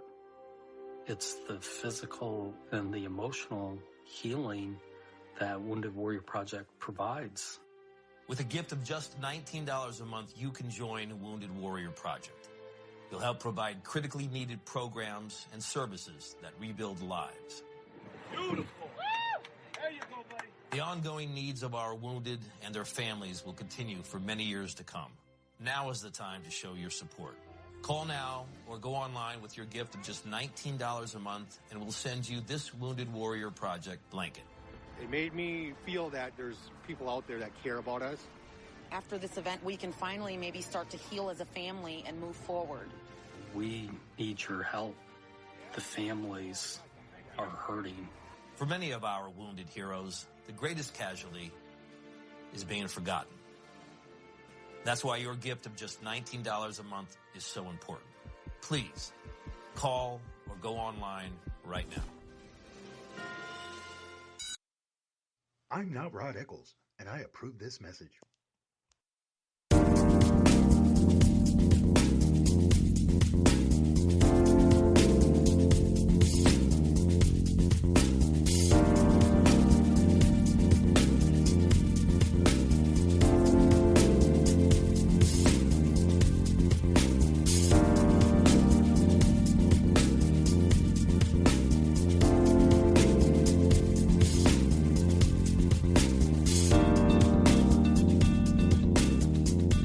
Welcome back. We are glad, I am glad that you are out there in the listening verse, tuning in. I know that you could listen to anything that you want, and you chose to be here this morning. Thank you for tuning in. I'm humbled by being able to, that you give me your time every morning, even if you don't listen to every single day. Time is one thing you can't get back. And I do respect everybody's time that you spend, 1, 2, 3 hours a day here with me. That means a lot. It really does. And I promise that I will do my best to respect that time by giving you the best infotainment that can possibly be had anywhere on an audio level. I'm not a jokester. I don't tell a lot of jokes. I'm not a comedian. I listen to Ron White and Gabriel Iglesias if you want to, laugh yourself out of your seats, because those two comedians are funny as hell. I love Ron White. He's the guy. He used to be on the Redneck tour, the blue collar comedy tour. That was him. He's the guy that said, "You can't fix stupid." He's a guy that the drunker he gets on stage, the funnier he gets. He's like George. I was actually watching some old stuff of George Carlin last Friday. I was watching some George Carlin. He's still funny. I'm watching stuff. The 7 dirty words you can't say on TV, and the stupid sayings that we have. The colloquialisms that we have, and phrases that going back to the 70s. George Carlin is still hilarious. The man was a comedic genius, not because he just invented stuff, but just by looking at things that we always did on a daily basis without giving it a second thought. And he gave it a second thought and pointed it out. And it was funny. Richard Pryor, again, Eddie Murphy in his earlier days. These men were hilarious. Robin Williams on stage.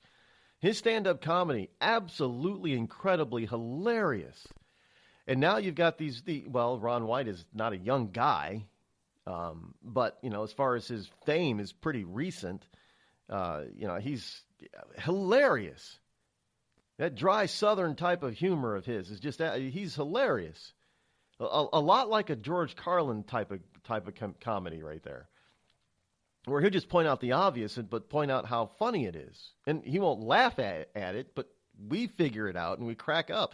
And Gabriel Iglesias, that's just a funny man right there. Now, Fluffy's just funny. So that's not me.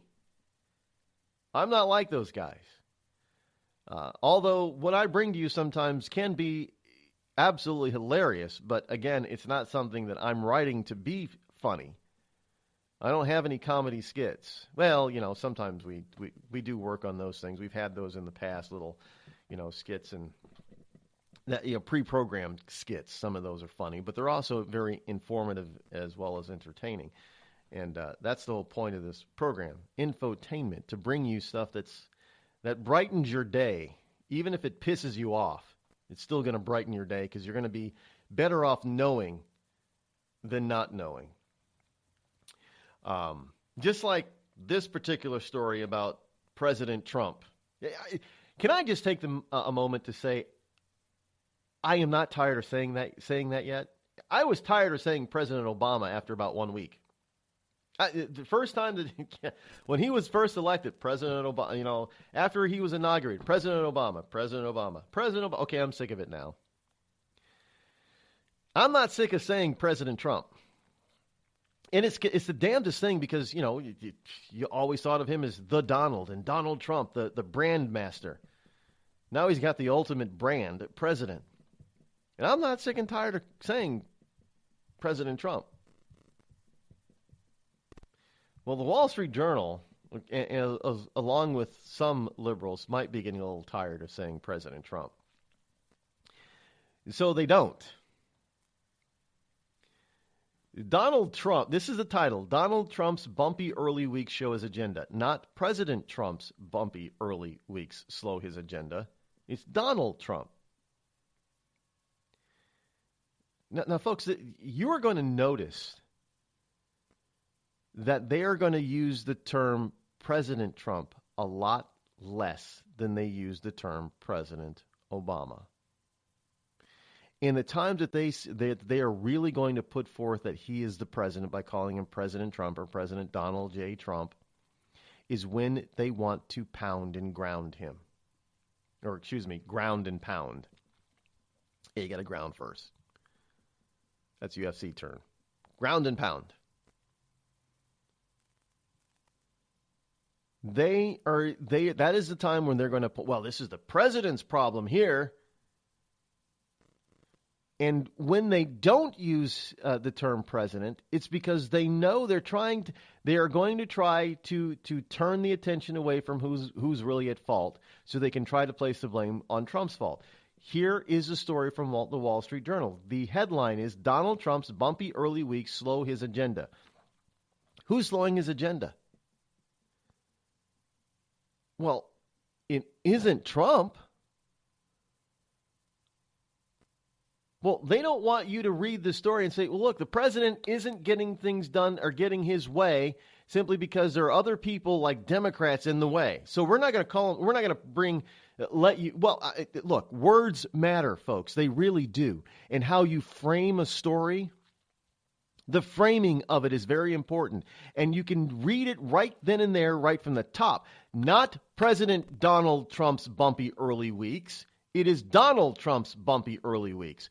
Therefore, they're not going to put the importance of the president gets his agenda, because that's what they used to say about Obama. Well, Obama's the president, so he gets to have his agenda. Well, now Trump's the president, but they don't want to let you know that he's the president because they don't want you to realize that if he's the president, just like Obama was the president, that he gets his agenda. Oh, no. We're going to cut that out. So Donald Trump has a problem. Not President Trump, Donald Trump has a problem. It's all in a frame of reference, folks. Do you understand that? I hope you understand this. This is how they frame these arguments. When they want to win on their side, they are going to call him president. When they want to take away his ability to be president and get what he wants, they're not going to use the term president. Trust me on this. Now, while markets reflect optimism, controversies and legislative infighting impede momentum. Well, impedes whose momentum? The president's momentum. But they're not calling him President Trump. So why? Because the Democrats are the main culprit in trying to impede. Who else is impeding? Well, those who call themselves Republicans. You heard them on some of the talking head shows, especially Hannity. You heard people, like Paul Ryan. This man, he's close to traitor, being an insurrectionist there. Paul, I'm serious. Paul Ryan is trying to stab the president in the back. It's amazing. We're doing this, and now all of a sudden, and you see sometimes this stuff really shine through from the president. When he can actually negotiate and get people in the room, and they start, well, this is it. Either, Ryan, this bill is it. It's either this bill or the highway. And now, maybe we'll change it a little bit so everybody can get on board. Well, who did that? Paul Ryan? No, Paul Ryan was standing his ground, saying, we're digging in his heels, and and saying, no, it's my way or the highway type of thing. He did that when they brought him on board as the speaker. Anybody realize that? I haven't said this before. I said, you people in Washington are so easily manipulated. Do you not see that you can go back and, back when Boehner first wanted to resign, this program, I should go back to the archives and bring some of this stuff forward. But I said it. I said, Ryan is a huge manipulator. He is making it look like he doesn't want this job, but he's been working behind the scenes to get it. And then he laid down the law and says, well, we're going to do it my way. And what? If you want me to do this, we're going to do it my way. And he was able to do that because he was saying, well, I don't want it in the first place. So it's no big deal. If you want me, this is the way I'm going to do it. And everybody went, oh, yes, Mr. Ryan, we're going to give it to you your way. He's one of the biggest manipulators in Washington, D.C. And somehow these fools in D.C. didn't see it, couldn't see it, but I don't know. I didn't realize I was all that smart. I saw it, and now it's being proven. But he's met his match. He cannot manipulate Trump. That's Ryan's problem. That's the GOP's problem. That is Chuck Schumer and Nancy Pelosi's problem. Those people are master manipulators, and they've been getting away with manipulating you and me and most of D.C. for years and years and years. And now this guy comes in, called Donald Trump, who's not a manipulator. He's just a negotiator, but he understands and knows when people try to manipulate him. He's not an idiot or a fool. And he shuts you down. He reverses it on you. I love that kind of reversal stuff. One of the sales techniques is something called the Sandler Sales Institute, or the Sandler Sales Technique. A lot of that stuff, David Sandler, who passed away over about 20 years ago now. David Sandler, and he wasn't a very old man. I think he was in his 50s when he passed away. I think it was cancer that got him. But I digress. David Sandler used to say about something, never take the pressure on yourself. You're the salesman, and you're sitting in front of a prospect, and the prospect is very good at throwing the pressure on you. Like, the prospect will always say, well, why should I buy from you? And why should I do this? And why are you here? And Sandler says, reverse it, throw it back on them. And that's what Donald Trump does. Donald Trump refuses to take it. So as a salesperson, you're sitting there, and the prospect says, well, why should I buy from you? You throw it back on him. I don't know. Why should I even bother selling to you? It works so often, it's ridiculous. Because all of a sudden, now the prospect thinks, wait, what do you mean? You're not going to let me buy it? You might not let me buy it if I want to buy it? Well, it reverses everything that they've been taught, that they've experienced, even to this day. Donald Trump would have looked at Paul Ryan and said, well, we're going to do things my way because I don't want the job. And Donald Trump would have said, fine, I can find somebody else better. Because that's not what the Republicans did. But I guarantee you, if they did it that way, if they would have said, okay, Mr. Ryan, you really don't want it then, so we're going to get one of these guys to do it who really does want it. And you would have watched him change his attitude. But he was the prospect. And the Republicans that wanted him to take on this job, they were the salespeople. And they did not know the Sandler technique. Donald Trump does. Which is why a lot of this stuff gets thrown right back in their face. He reverses so much on these people. And they have no clue what the hell is happening to them. They really get, it's because they're old-fashioned. The old-fashioned way is you beat up on the salesperson. New-fashioned way, David Sandler way is, look, I don't change my price. I don't negotiate on my abilities here. I don't negotiate what we have. It is what it is. If you don't want it, you're not the right customer for me. What do you mean I'm not the right customer? The customer's always right. And I'm the right customer, damn it. So a David Sandler salesperson doesn't sell anything. They don't. He lets customers buy it. Whatever they have to offer, he lets customers buy it. Customers want to buy. He lets them buy it. He doesn't sell them anything. Donald Trump doesn't sell anything. He negotiates, he reverses, he gets a win-win on his side. Doesn't care if you win, as long as he wins, that's a win-win. And he gets you to actually like letting him win. He lets you buy. So if there is anybody who is standing in the way of this, it isn't Donald Trump. It's the left, including the rhino Republicans, that want to get in his way to make it look and sound like he's not getting anything accomplished when Trump is getting a whole hell of a lot accomplished. See, the press thinks that we're supposed to be out there, that every single day or every single week he's supposed to be doing something spectacular. But Trump knows you don't. This is not a one-call close. If you want to speak in sales terms, this is not a one-call close. This is a multiple-call close. And every single day that he's talking to those in power, he is moving the step closer, the ball closer to the final goal of a sale and closing it, which is something that the mainstream media doesn't get.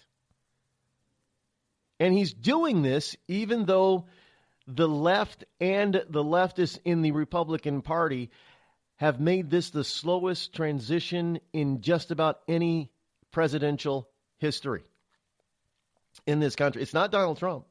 He's not the one out there, saying, hey, I want you to slow down my confirmation of all my cabinet members. No, that's not Trump. That's the Republicans and the Democrats doing that. So who's at fault? Well, they are, not Trump, not the president. And if this story from the Wall Street Journal wanted to tell you that the president should get what he asked for because he's simply the president when it comes to this stuff, they would have said President Donald Trump. Just like at this point in time they said President Obama. But they don't want him to be construed as being the president and getting what he wants. So they won't call him President Trump in a story like this. Folks, don't doubt me.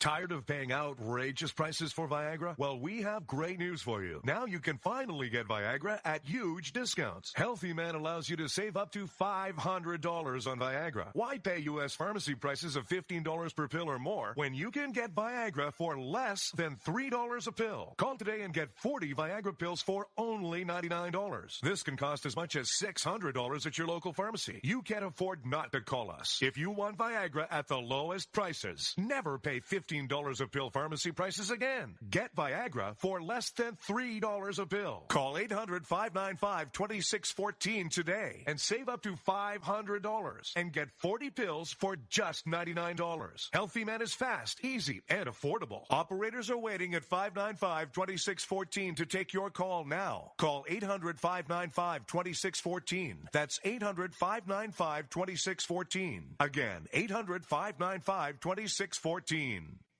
It started with a knock, but it wouldn't end there. What happens in the story next, many wouldn't understand, and most wouldn't believe. 5 + 2 = Perfection by Samuel Rosette Jr. is a must-read. The scriptures within are reminders of the ancient past, and yet intriguingly infuses with texts which stand on the edge of the stage of relevancy. Available online at Westbow Press, Amazon, Books A Million, Barnes & Noble, and SamuelRosetteJr.com. We've all heard of male enhancement, but now there's an expert on true male enhancement in the areas that really count. In Herb Ellis's book, Husband 2.0, Real Male Enhancement, you'll find answers to questions like, why doesn't she want to have sex? A quick start, quick results workout guide. Plus, what you can do as a side hustle to make money now. With all the great tips in this book, every man can benefit. Get the book, Husband 2.0, Real Male Enhancement, on Amazon.com. A couple of weeks ago, a long-haired young person came into our bank and said to me, I bet you won't lend me money to buy an electric guitar. Well, he was making $100 a week, and he was over 18, and I said, I bet you I will lend you money to buy an electric guitar. And I did. So what happens? The punk gets busted for possession of dangerous drugs, and we're out $350. There's one thing about kids nowadays. You don't have to give them credit. Universal Bank. We trust you. About as far as we can throw you.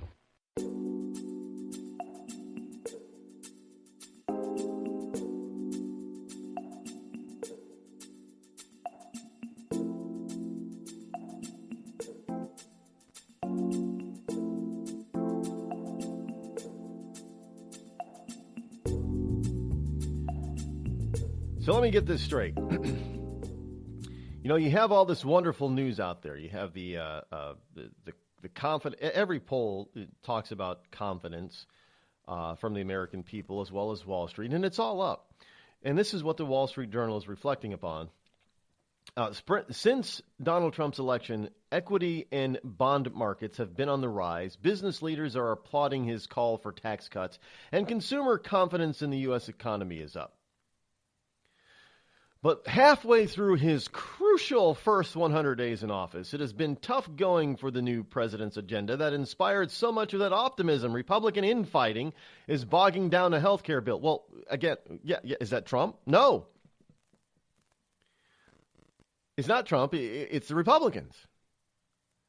And it has been pointed out by just about everybody, especially on this program. A number of times I have lit into the Republican establishment for this bullshit on taking so damn long. They should, if they were serious about repealing Obamacare, they would have had a bill ready to go, much like the Democrats did when they got the chance to put in place Hillary Care, change it to Obamacare, and put it in place. They had it ready to go. They didn't need to take months and months and months. They had it ready to go. You've had 8 years to come up with something, and you're telling me now, and all the rest of the American people, that you guys were sitting on your asses for 8 years complaining about Obamacare. Yeah, we're going to repeal it. We want to repeal it. We send a bill up. And for some reason, the same damn bills that they passed and sent up to Obama for him to veto wouldn't work now. Why the hell would they work before? And now they won't work?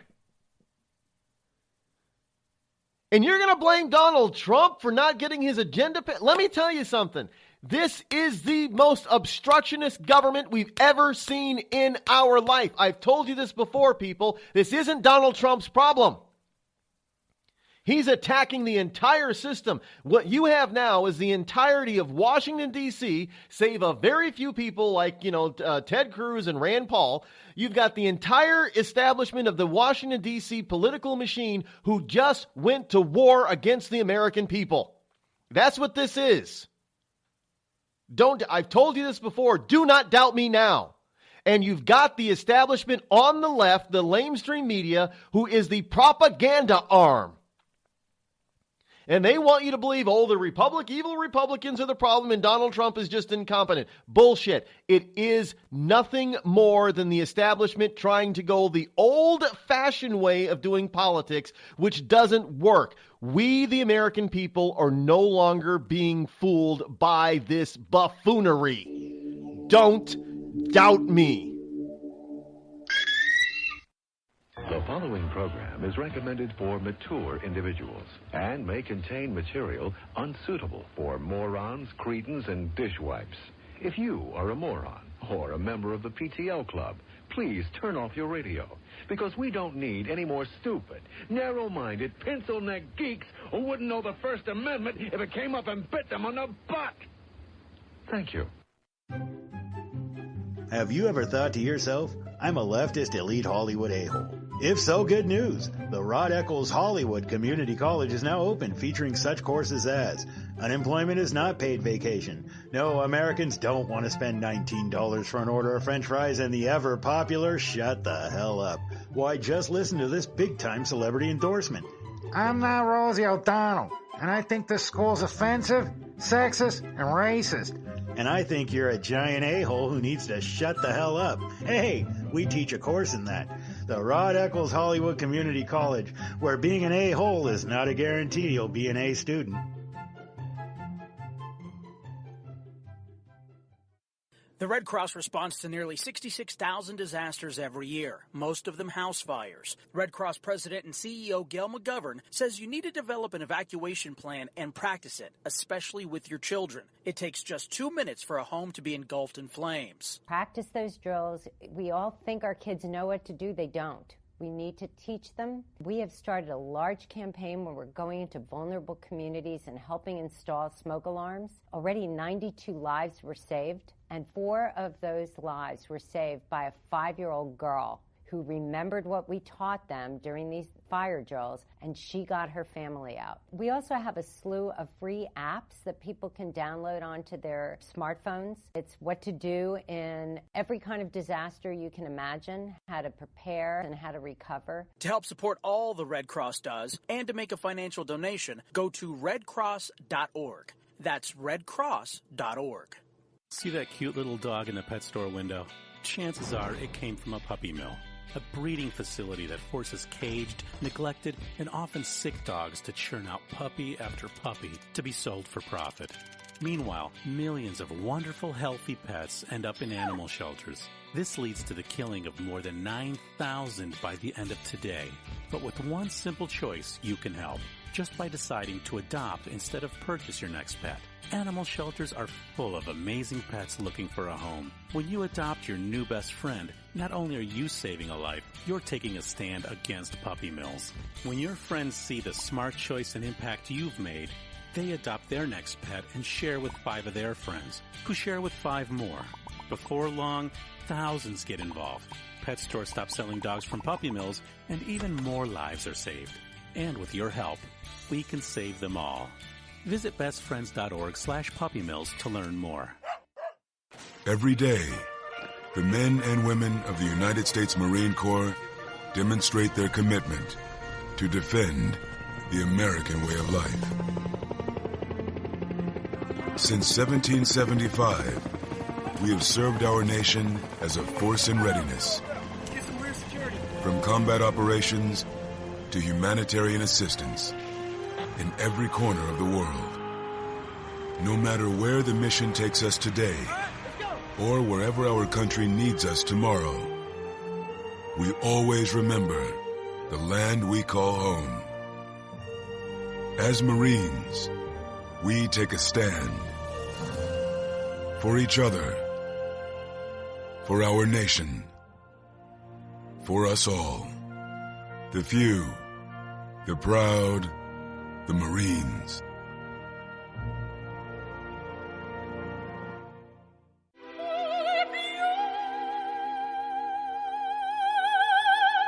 The human voice.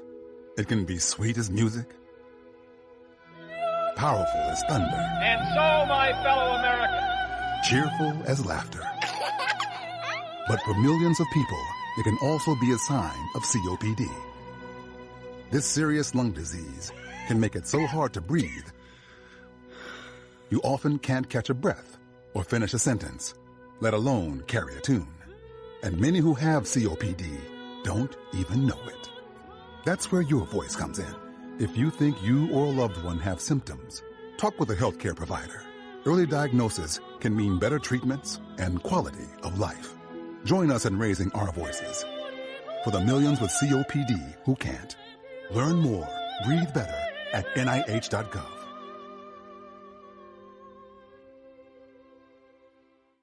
As a mother, you don't want to have to worry about this bill is coming, but then she needs this chemo.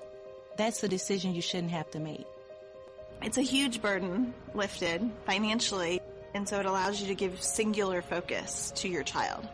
I've never known a hospital that takes care of their patients so thoroughly. That was the first thing I was like, how are we going to do this? When they told us that we didn't have to pay a single bill, I was like, wow. They pretty much have saved us.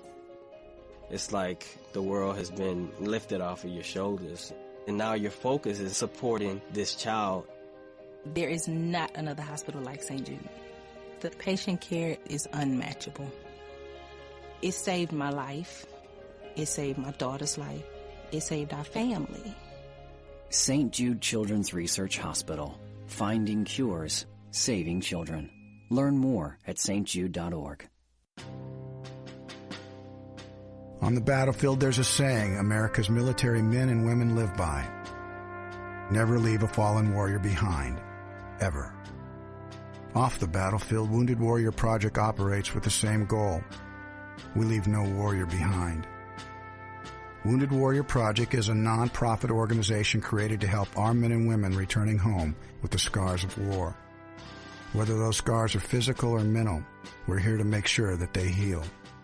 And whether it's helping those with post-traumatic stress disorder live a normal life again, or giving much-needed support to injured warriors in veterans' hospitals. Because no one deserves our help more than the men and women who risk their lives to keep us safe. Wounded Warrior Project. We never leave a fallen warrior behind. Ever. Learn more about what we do at woundedwarriorproject.org. You want to know what time it is? It's time to bring the rain. Zinc Media. Feel the power of knowledge.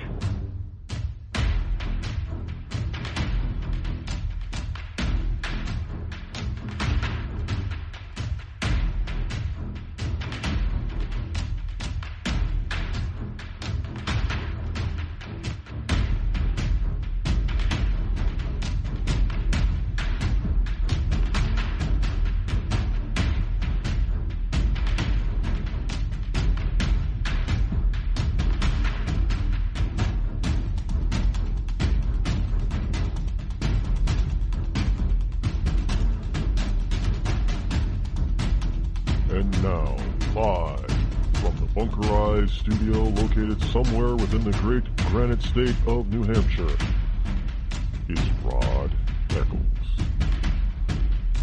And welcome back. It is hour number 3 already. Isn't it? Really? It's hour number 3 already? Anyway, fastest 3 hours on Internet Talk Radio is right here. Seriously, folks, I didn't even realize this is the third hour. I mean, right? Yeah, we started at 9. Yeah, so this is making it already. Fast 3 hours. Welcome back, folks. It is I, your lovable host, Elrod, coming to you live from the Bunkerized Studio, somewhere within the great granite state of New Hampshire. Yes, the state motto is still live free or die. It is not big government or bust. And I checked again this morning after the weekend, and no, it hasn't changed. 603-835-3226 is the call-in number. I'm seriously still amazed that this is the third hour already. 2 hours done and gone already. I missed something. This is like a time warp or something that just, well, anyway. Yeah, I probably watched too much of this science fiction dystopian type of stuff. I happen to like that you know, because this is what everybody seems to think, that this is what's going to happen to the world. We're going to have this dystopian Mad Max Beyond Thunderdome type of world. And all these popular shows, they're all like, you know, let's face it, they are. Walking Dead, civilization breaks down. It's gone. Now it's basically everybody out for themselves. You know, the Constitution is thrown out the window. You know, you live and die by the sword or the gun now. I mean, really, that's Walking Dead. Into the Badlands, same thing. You know, there was a war, and it's the end of the world as we know it. Civilization is dead. Constitution's out the window, and it's every man for himself type of thing. You know, you live and die by the sword or the gun. Any others that are? There's more movies. Mad Max is like that. I mean, it's just one after the other. It's all this dystopian type of stuff. And this has been. And the more I look at, well, it's hard not to see a pattern here. It's hard not to see. I mean, this stuff really started taking off when the rumor has it is that over this weekend they also had a marathon of The Matrix. Rumor has it is that they're going to be reloading The Matrix. So The Matrix Reloaded is going to get reloaded, evidently. With a different cast. Well, they have to get a different cast because the current cast, many of them are kind of old now. I mean, it was 15, nearly 20 years ago for the first Matrix. Yeah, They're no longer the thin, young sprite people that they were. Not as young. Many of them. I mean, Lawrence Fishburne is, Morpheus is, he's an older guy now. In Hollywood, I guess he could get back in shape and thin down if he really wanted to. But let's face it, a lot of old guys in their 60s and 70s are doing action films. Harrison Ford, anyone? Sylvester Stallone, The Deplorables, anyone? They can all do that kind of stuff. But so we have this dystopian type of thing. It really, really became I noticed that it's really become prevalent since the Matrix. Now, what did they do differently in the Matrix to have this dystopian type of thing?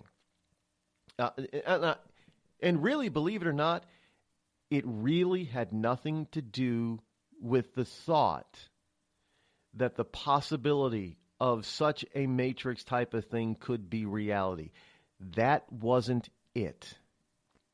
They reframed the entire religious equation. Everywhere that you looked in the final Matrix movie, there was imagery of Neo being Jesus Christ. It changed everything. So now there is no longer God and Son that manipulates or controls what happens on this planet. It is all man. And therefore, if we go into some post-apocalyptic type of scenario, it's still going to be incumbent on man to save himself. There is no greater power, not even aliens that are going to come down and save us. It is all going to be, because otherwise you would not have all this dystopian type of garbage out there. I mean, it's all comes down to man saving man, and it has been manipulated and embedded and impounded into people's minds in the Western culture for the past 30 years, 20 years at least, and whenever Neo decided that he was going to be Jesus Christ. Yeah, that's what the imagery was, folks. I'm sorry, it was. Even down to one of the final lines of the movie where the big bad computer, central computer says, "It is done." Well, that's what Christ said on the cross. And this is, a lot of people hated the movies for this kind of stuff. They thought that this was a unique story that ended up just ripping off the Bible. And indeed, they did. They did. And what's even worse is that nowadays it's not the how do you pronounce her name? The Wysaki, whatever brothers. It's not the brothers anymore because one of them has decided that they're a woman. Yeah, so he's now a she, at least in his mind. All this dystopian stuff is now about, but I am one of those people that views this as nothing more than entertainment. But a lot of people are taking this as to become or mean near future reality. Well, if that's the case, then are we going to revert back to Game of Thrones days? No technology? Well, evidently not. So all this is just this dystopian stuff. Well, some of it doesn't really fit. It makes for good theater, but it makes for very bad reality. Into the Badlands, very bad. And some of this very bad reality stuff didn't work. There was also a TV, 2 seasons, what was it, Revolution or something like, where power grids all over the planet went down. Everything, there was no more power, nuclear power, planes fell out of the sky. There was just a power, somehow, for some reason, power got sucked out of the planet. There was this whole conspiracy. I wasn't sure if it was aliens or not, but power got sucked off the planet. Now, the bad part about it is it took them almost an entire season to bring back steam power. Evidently, no type of electrical grid would work. So no solar power, no wind power. Didn't matter. Just the electricity didn't work. But steam power could work. But it took them almost an entire season of the first season of the show to bring in a steam engine. Really? You'd think that would be one of the first things we'd have would be steam power. But I guess we couldn't revert back to steam. Well, I don't. So some of that kind of stuff, but it doesn't mean that they're not trying it. They're trying it, folks. Understand what you're watching. Are you being fed propaganda, and are you being conditioned to accept certain things? Yes, you are.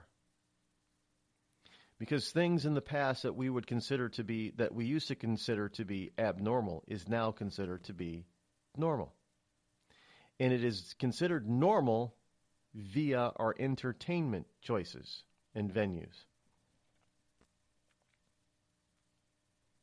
Now it's okay not to put on a dress and a wig and lipstick and pretend that you're a woman, not just to get laughs like Milton Berle did way back in the 50s and 60s, but to just dress up because that's the way you feel most comfortable now. So today you can feel like putting on a dress and lipstick and being a woman, and tomorrow I guess you can go back to being a guy. But today you get to use the woman's bathroom because you feel like a woman. Oh, I feel like a woman. But tomorrow you can say, well, geez, that was old, passé. I tried that. I don't feel like a woman anymore. I'm going to go back to being a guy. But that's normal. However you feel, that's fine. We're told now that it's fine. We've normalized abnormalcy in a lot of different things. So it's cool now for you not to be confused about being, male or female, or to hell. Don't even pick that. Just call you're an it, a Z, or he, she, whatever. Whatever floats your boat today, that's fine. And if it doesn't float, if what floats your boat today doesn't float your boat tomorrow, you can change it. We're being conditioned to think that this is okay. We're also being conditioned to think that whatever happens in the future, that's some sort of dystopian type of thing where, we don't have power anymore. We don't have nuclear or gas or oil. Yeah, because, after all, the environmentalist wackos say that using that kind of stuff is evil, evil, evil, evil. Well, we're being targeted and told and conditioned to think someday that this is what's going to happen, so expect it. And when it does happen, there's nothing you can do about it. Don't even think about using steam engines because you're just going to go back to just no guns even. Just going to go back to swords. Swords and arrows. Yeah, so we're being conditioned for this. Don't doubt me on that either. Just like they try to condition us for a lot of this stuff that's happening in D.C. right now. They're trying to Trump. They're conditioning us for Trump to be a failure. And if Trump's a failure, that means, well, in 4 years, why would we want to reelect this nonsense? What they consider to be, the left considers to be nonsense. Why? So they can get power again. Don't let them manipulate you, folks. Do not let them manipulate you this way. This is not a conspiracy theory. This is just actual factual stuff. And it's if you are woke, as they like to say in colloquial speak, if you get yourself woke, you will see this type of thing happening on a daily basis to you. And then once you are woke to what they are trying to do to you and try to pull in the wool that they're trying to pull over your eyes, you're not going to go back to sleep and you're not going to be fooled by them. There's no more of this tomfoolery and tomtrickery. You're going to know better.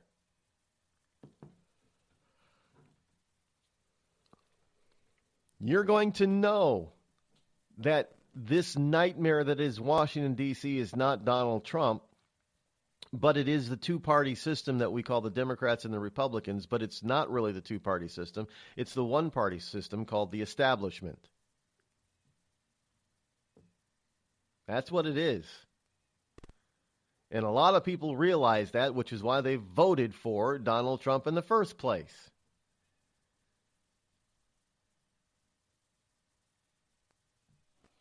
That's why you got to stay woke.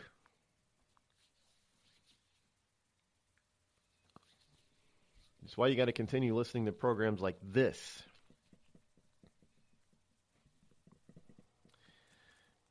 And it's why you got to get on it's why you got to try to get on or get out of general politics the way that the lamestream media wants you to believe that it is. And it's not that way anymore. That's why you have to get on your elected officials on a constant basis. Put the pressure on. Let them know. Put them on notice. Yeah, we're watching you. I mean, we've told you what we wanted, and you're not doing it, so you better get your ass in gear and do it.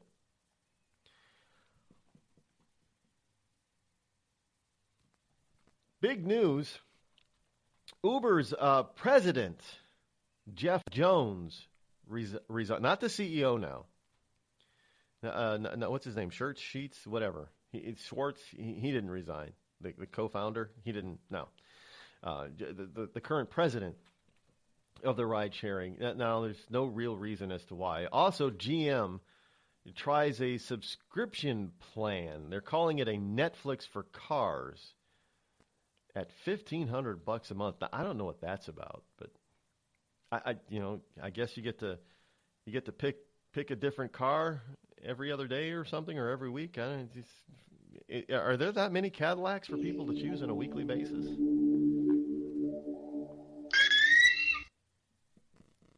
The Red Cross responds to nearly 66,000 disasters every year, most of them house fires. Red Cross President and CEO Gail McGovern says you need to develop an evacuation plan and practice it, especially with your children. It takes just 2 minutes for a home to be engulfed in flames. Practice those drills. We all think our kids know what to do. They don't. We need to teach them. We have started a large campaign where we're going into vulnerable communities and helping install smoke alarms. Already 92 lives were saved, and 4 of those lives were saved by a 5-year-old girl who remembered what we taught them during these fire drills, and she got her family out. We also have a slew of free apps that people can download onto their smartphones. It's what to do in every kind of disaster you can imagine, how to prepare and how to recover. To help support all the Red Cross does and to make a financial donation, go to redcross.org. That's redcross.org. I'm just so happy my father had a chance to see his kids before he passed. I just want to say thank you.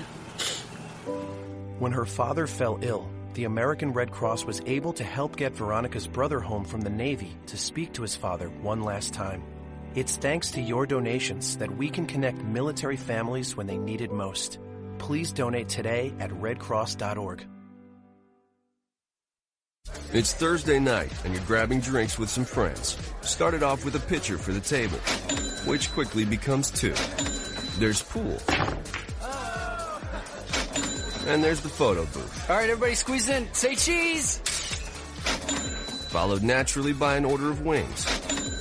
And another. Can we get some extra ranch sauce? Then there's the ceremonial nightcap. So what are we doing this weekend? And lastly, it's back to the car, which, if you're buzzed,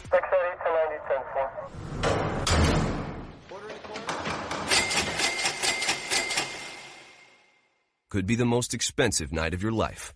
Getting pulled over for buzz driving could cost you around $10,000 in fines, legal fees, and increased insurance rates. Nothing kills a buzz like getting pulled over for buzz driving, because buzz driving is drunk driving. Brought to you by the National Highway Traffic Safety Administration and the Ad Council. Every day, the men and women of the United States Marine Corps demonstrate their commitment to defend the American way of life. Since 1775, we have served our nation as a force in readiness. From combat operations to humanitarian assistance in every corner of the world. No matter where the mission takes us today, or wherever our country needs us tomorrow, we always remember the land we call home. As Marines, we take a stand for each other, For our nation. For us all. The few. The proud. The Marines.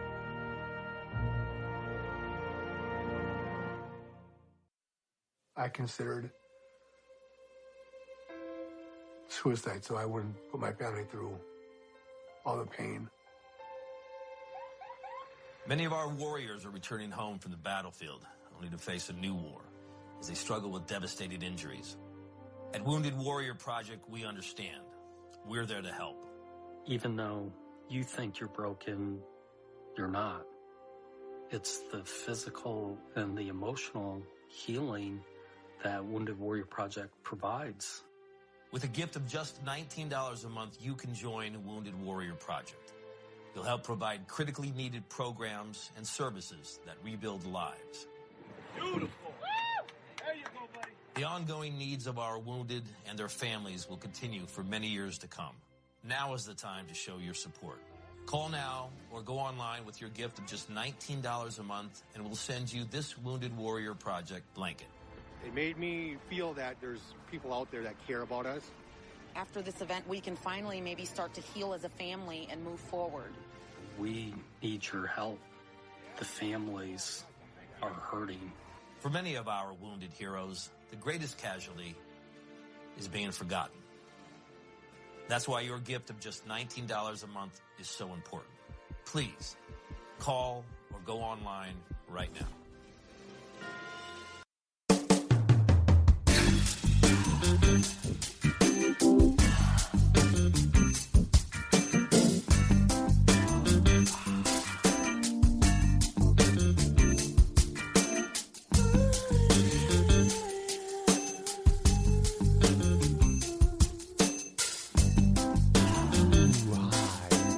603-835-3226. I could never be an opera singer. I'm sure there are a lot of people out there that are happy about that. Almost half of Canadians, this is from Reuters, almost half of Canadians want illegal border crosses deported. What? They don't. Canadians all of a sudden don't want illegal immigrants crossing. Well, because they're not American. Well, they are Americans, but they're not the kind of Americans that the Canadians want. Nearly half of Canadians want to deport people who are illegally crossing into Canada from the U.S. of A. And a similar number disapprove of how Prime Minister Justin Trudeau is handling the influx, according to a Reuters Ipsos opinion poll. Yes, a significant minority of 4 out of 10 respondents said the border crossers could make Canada less safe, underlying the potential political risk for Trudeau's Liberal government. Well, I mean, this is the interesting thing is that these people going into Canada now, the way that it's not like they're entering the USA from Mexico. Oh no, they're bringing their stuff with them into Canada. And, you know, they got suitcases and driving cars and taking Ubers to the border in certain places. Yes, the increasing flow of hundreds of asylum seekers of African and Middle Eastern origin from the United States in recent months has become a contentious issue in Canada. So why are they leaving here and going to Canada? Well, are they afraid that Trump's going to send them back? Well, that would be the fault of the lamestream media perpetrating this kind of stuff. But only those people who are criminals or should not have been allowed into the country in the first place are the ones that are going to get tossed out and sent back from whence they came. And these are the people that are now saying, well, maybe we should go to Canada. And Canadians, rightfully so, are saying this is not a good idea to have these people coming into our country this way. It's not a very good idea. We should not do this. It's going to make us less safe. We're not going to be safe anymore if we let these people come illegally in. But this is what Trudeau wants.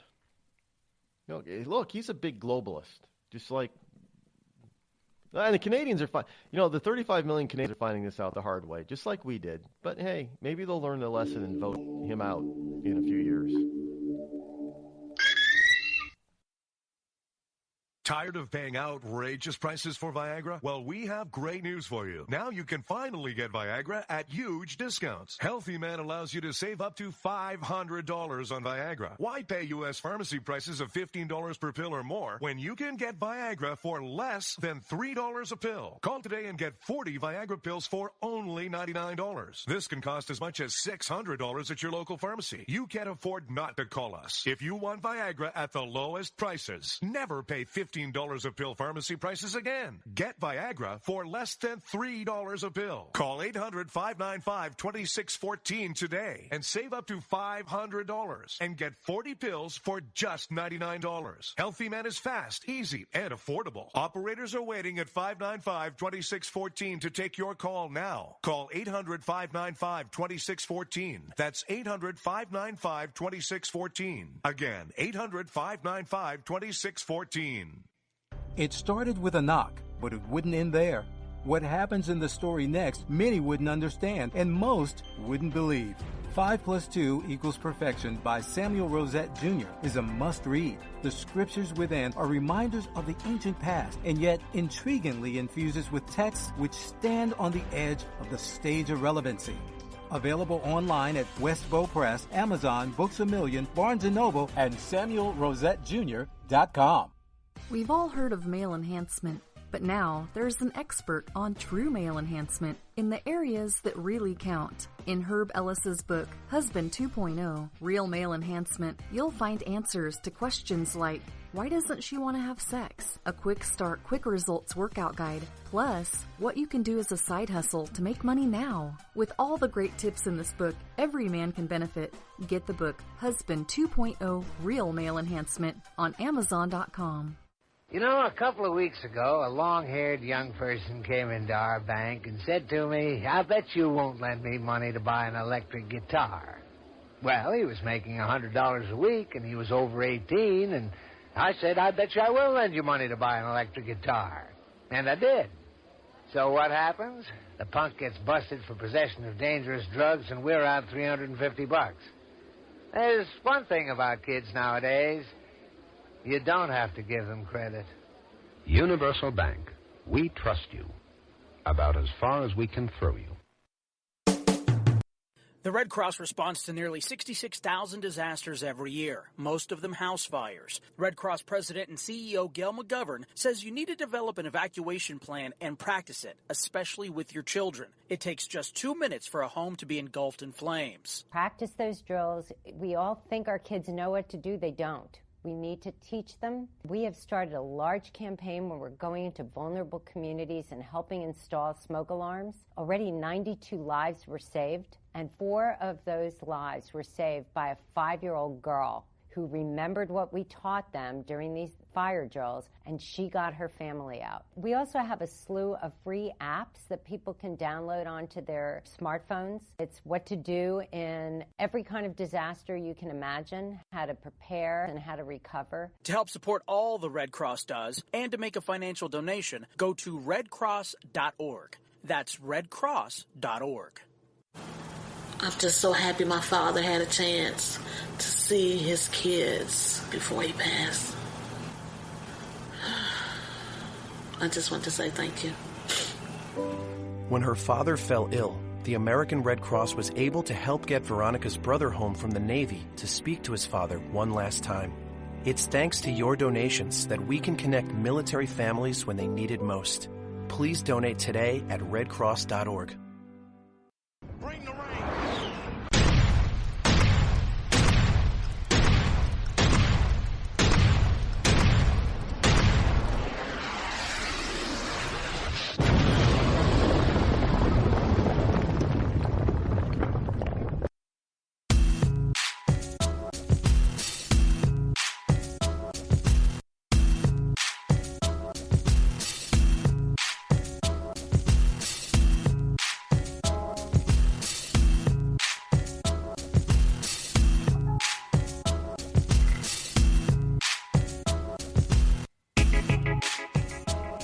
Welcome back indeed. And here we are, here on the Rod Eccles Show. I'm still your lovable host. What we have now is Malibu. And this is from a place called LAWestMedia.com. A few days ago, the Malibu City Council voted 3-2 to declare the city to be a sanctuary city and not assist the federal government enforcement on immigration laws. Now, Malibu is not exactly the place where you would probably want a bunch of deviants or anybody who doesn't fit into Malibu society. And what is Malibu is a fake-filled, phony atmosphere sort of town where a bunch of people that live there are the famous and infamous, and each one of them thinks that they're more beautiful than their neighbor. And also Malibu is this type of place where people, I mean, it's so bad. People buy a house there on the beach, and they look at, it's too damn small. It's only 3,000 square feet. The house has got to be, 5,000, 6,000 square feet. And it's amazing that they have the type of building codes that they have there. They wouldn't be allowed here anywhere. I mean, you wouldn't be able to build those massive houses on pylons and stuff like that close to your neighbor here in New England. I mean, unless your house is grandfathered, you're not allowed to be that close to that close to your property line to begin with. And these people are right on their property lines almost. I mean, they're like 6 inches away.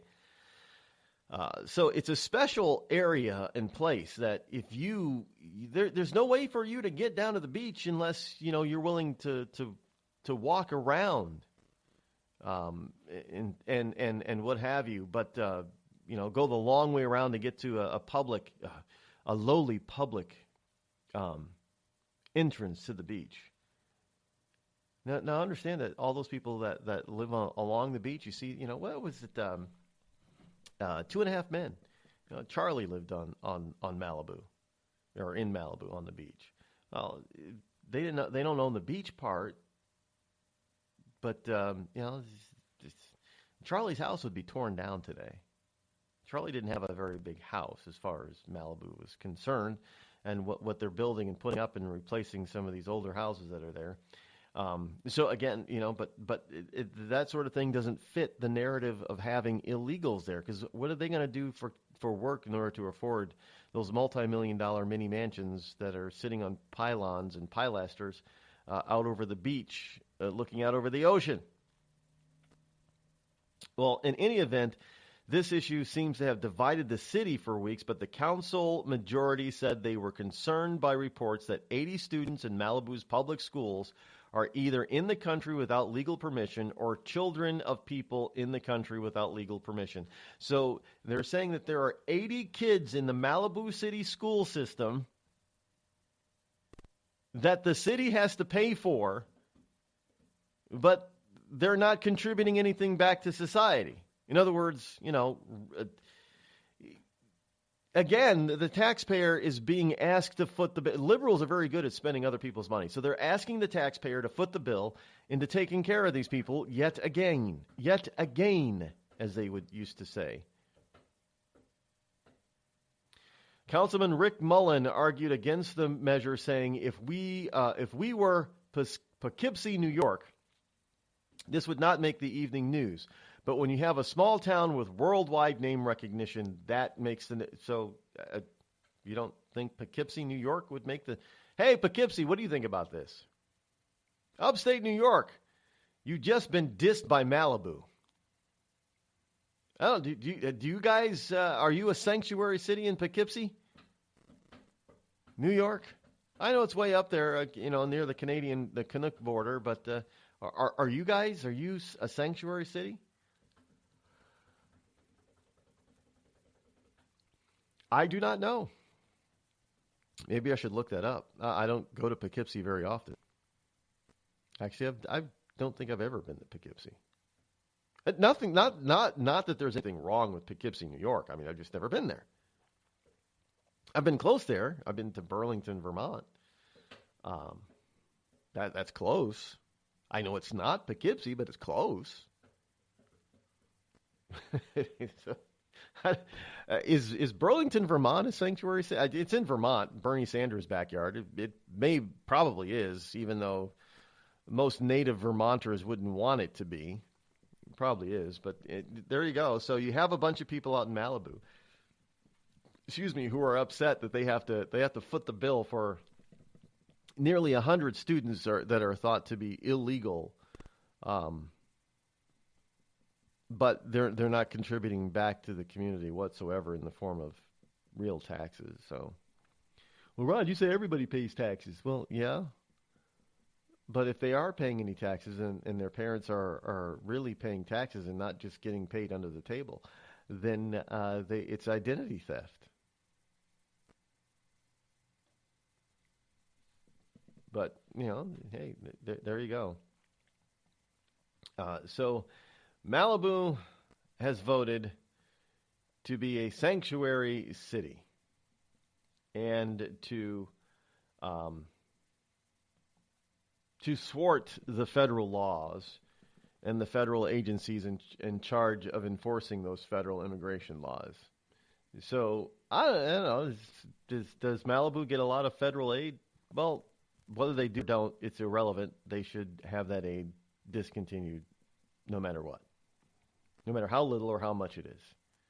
All of it. Not just certain kinds, but all. I know there's certain parts of this stuff that really does help the affected in those particular areas, but even for that, it needs to be pulled. There needs to be serious ramifications for violating the law. There really does. I mean, otherwise, we're lawless. Otherwise, justice isn't blind, and we often, pick and choose our laws now. Is that what the left wants to do? So those of us who aren't special, we get to go to jail, but those who are special don't get to go to jail for breaking the same damn law. That makes no sense. It's not right either. YouTube is explaining right now why some gay-themed content is being restricted following complaints from users. Now, you have to understand what's going on with YouTube. And I don't know about the gay content thing, but I have noticed that there are some YouTube videos that you want to see, and they say it's restricted. And you have to sign in to prove your age.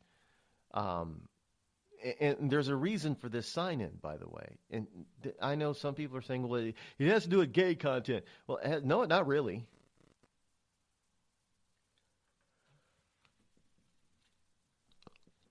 I mean, bunches of people might complain about some videos on there, but and maybe gay-themed types of videos are getting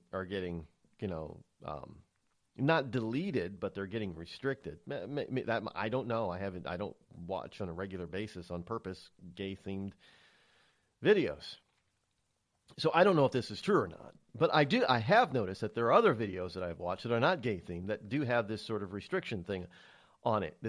And there's an age thing. I don't know if it's somebody comes along, they don't like it. Maybe it's a competitor, another YouTuber doesn't particularly like it, so they press the button to flag it, and then YouTube, their algorithms say, well, okay, enough people flag this thing, so let's make it restricted content.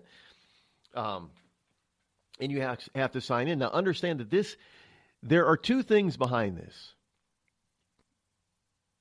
One, because YouTube really does want to point you in the direction of certain areas on their site because of revenue generating desires, as well as to get you to push you into their streaming service called Red, I think it's called, YouTube Red, where supposedly there's a lot fewer commercials, ad spots, but you have to pay for it. Regular YouTube is free. Red is like a subscription, and you have to pay for it. And they're trying to push certain content over to Red, so you actually have to buy it. And maybe that's what they're doing to gay videos. They're trying to push people over to the subscription service of Red, so you have to buy it. I don't know. Is that a problem? Would that be a problem? Well, you're not going to get CNN to be pushed over onto the Red side. The YouTube Red, because nobody watches it. But YouTube says its restricted mode uses community flagging, age restrictions, and other signals to identify and filter out potential inappropriate content. So, look, I guess whatever it is, if there is some inappropriate, these people don't want their content to be construed as inappropriate. Okay, then don't put X-rated or R-rated stuff on a PG-13 platform. It's pretty easy to get around that.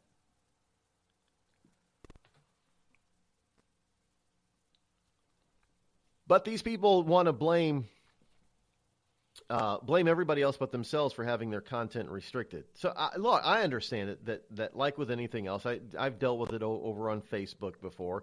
You're going to have some people that no matter what, they're just going to flag you or claim that you're spam even when you're not, because they don't like you or like your content or whatever. Yeah, there's going to be a few people. There's always going to be a few people like that. But generally speaking, if you're getting your stuff that is getting flagged constantly and is getting restricted, maybe you ought to look at your content. Maybe your content really is that bad. I mean, it really that age inappropriate. And you have to understand that YouTube, its open platform, basically is a PG-13 type of platform. You can't just throw up R-rated and X-rated stuff and not expect it to get either removed or restricted. I mean, that's just insanity. Well, I have a right to post it. No, you don't have a right to post it. You don't own the platform.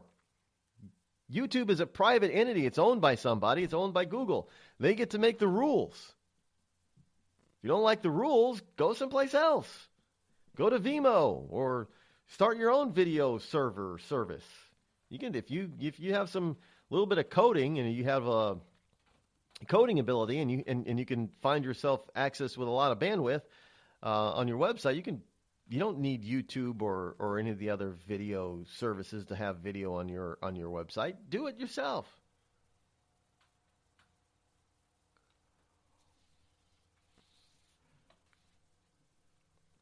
I get really frustrated and tired of people talking about ooh, excuse me for a second. Let me take it.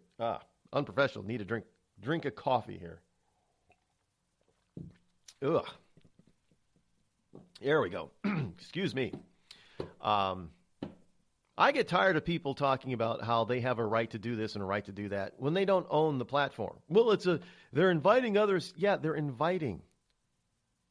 They're inviting you to contribute content. I realize they're making money off your content without you getting a damn thing back.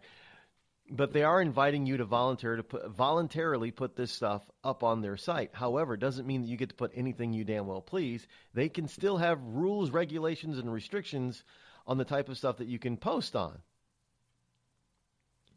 And obviously, this is something that YouTube has done. So if you don't like those, you have alternatives. Doesn't have to be, well, YouTube's the biggest. That's irrelevant. You have alternatives. Oh, when people say, well, YouTube has got the biggest audience. Well, do you have, YouTube's got 100 million people watching. Well, great. Is your audience 100 million people strong? No, I got a few thousand. You couldn't get those few thousand any other way? You can only get those few thousand on YouTube? Yeah, I don't think so. By the way, they believe that I didn't download this story, but the headline is they believe that they found Brady's missing Super Bowl jersey. And if you're into the NCAA March Madness, evidently a Confederate flag flies next to NCAA Arena in South Carolina. Now, I thought they'd gotten rid of all the Confederate flags. Because Confederate flags is all about being racist. If you're a Confederate flag flyer, you're a racist. Well, evidently, there's a Confederate rebel battle flag that is flying at the NCAA Arena in South Carolina. I think it's funny. Rod, racism is not funny. I think all your bullshit about all this overly racist crap is just that. It's bullshit. I don't give a damn if somebody flies the Confederate flag. If they want to, great, fine. I don't care what their feeling or meaning is behind it.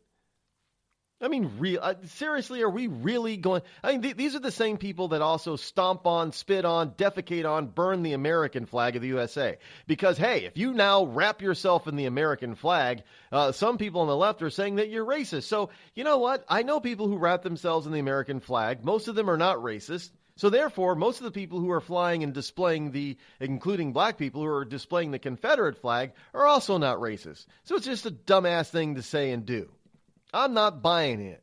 I'm just not buying into it. I may not agree with flying. I don't fly the rebel flag myself because I know what it helps to represent as far as historical context is concerned. But I also know that there are a lot of people now that just look at the rebel flag as what it is, what they believe it is, to be a rebel on the outside, different, not racist. I mean, here it is. They want to. The left is amazing. They want you to think in original context terms of the rebel flag, Confederate flag. But everything else out there, they want you to think in their new terms. You know, new terms of what it is to be a man or a woman. That's a new term. It's fluid.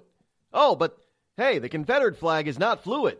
No. That is set in stone, man. You cannot change the meaning of the Confederate flag. Well, Confederate flag means rebel today. It represents rebel, something different, going outside the norm, against the establishment. Nope. That's not what it means at all. And I'm on the left, so I know. It's all about racism. It's all about slavery, man. That's it. You can't make it anything else. Well, men are men and women are women. Oh, shit, that's old-fashioned thinking. No. There are men that are trapped in women's bodies, and there are women trapped in men's bodies, and what they know. So this whole notion of man-woman, no, that's old-fashioned. You got to come to the modern 21st century now, and you think about that. So that can change, but I guess the left are the only ones that can determine what stays status quo and what gets moved forward. Yes? Tired of paying outrageous prices for Viagra? Well, we have great news for you. Now you can finally get Viagra at huge discounts. Healthy Man allows you to save up to $500 on Viagra. Why pay U.S. pharmacy prices of $15 per pill or more when you can get Viagra for less than $3 a pill? Call today and get 40 Viagra pills for only $99. This can cost as much as $600 at your local pharmacy. You can't afford not to call us. If you want Viagra at the lowest prices, never pay $15 a pill pharmacy prices again. Get Viagra for less than $3 a pill. Call 800-595-2614 today and save up to $500 and get 40 pills for just $99. Healthy Man is fast, easy, and affordable. Operators are waiting at 595-2614 to take your call now. Call 800-595-2614. That's 800-595-2614. Again, 800-595-2614. It started with a knock, but it wouldn't end there. What happens in the story next, many wouldn't understand, and most wouldn't believe. 5 + 2 = Perfection by Samuel Rosette Jr. is a must-read. The scriptures within are reminders of the ancient past, and yet intriguingly infuses with texts which stand on the edge of the stage of relevancy. Available online at Westbow Press, Amazon, Books A Million, Barnes & Noble, and SamuelRosetteJr.com. We've all heard of male enhancement, but now there's an expert on true male enhancement in the areas that really count. In Herb Ellis's book, Husband 2.0, Real Male Enhancement, you'll find answers to questions like, why doesn't she want to have sex? A quick start, quick results workout guide. Plus, what you can do as a side hustle to make money now. With all the great tips in this book, every man can benefit. Get the book, Husband 2.0, Real Male Enhancement, on Amazon.com. You know, a couple of weeks ago, a long-haired young person came into our bank and said to me, I bet you won't lend me money to buy an electric guitar. Well, he was making $100 a week, and he was over 18, and I said, I bet you I will lend you money to buy an electric guitar. And I did. So what happens? The punk gets busted for possession of dangerous drugs, and we're out $350. There's one thing about kids nowadays. You don't have to give them credit. Universal Bank. We trust you. about as far as we can throw you.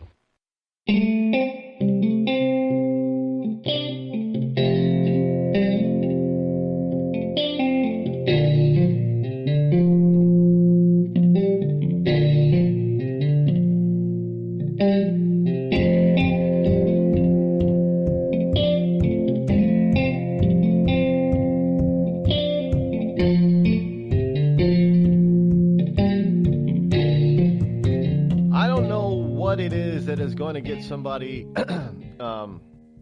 restricted over there on YouTube. But again, you have to realize two things. One, you don't own the YouTube platform, and two, they are trying to maximize their value by getting you to see as many commercials as possible. If they can't do that, then to push you over to buying a subscription. Either way, Google wins. Doesn't really matter. So you have to be aware of that type of thing. It is. I hate to bring certain things up, but we have some facial recognition that is going on in Great Britain. I guess The Guardian is bringing this forward. They're using facial scanners in public toilet areas to tackle toilet roll theft. Who the hell is stealing toilet roll paper? And how is it such a big... Is it really that big of a problem? Are they going to spend that kind of money to put facial recognition technology in the loo? Yes, this is from The Guardian. Facial recognition software installed in Beijing convenience stores to crack down on people taking large amounts of toilet paper. I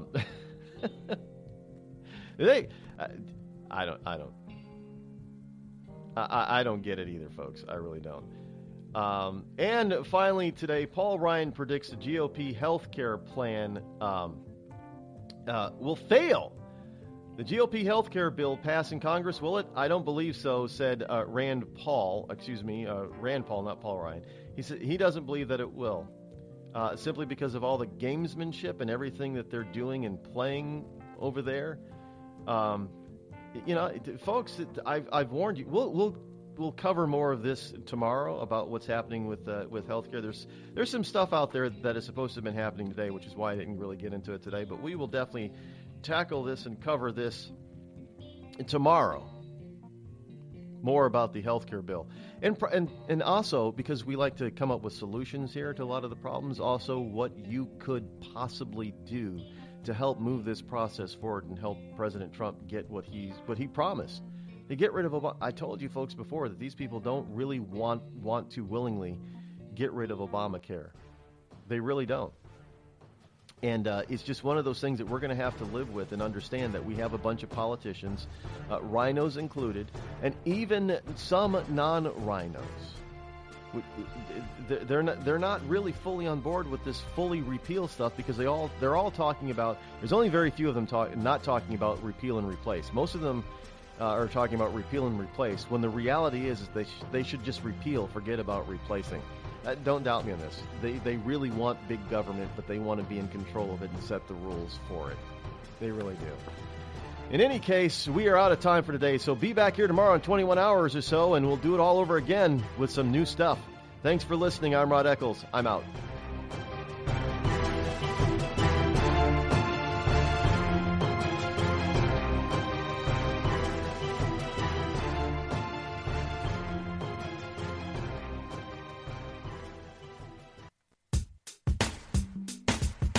Damn, it feels good to be a Clinton. Damn, it feels good to be a Clinton. A shameless politician always plays her cards right. Got a crew for the fight on the airwaves. Lapdogs in the press keep their mouths tight. Cause a Clinton never needs to explain why it is what they done or with who. A real Clinton knows that they're entitled. And you don't get to know what they do. What difference does it make? For Clinton, what's loaded in some fat Apple file?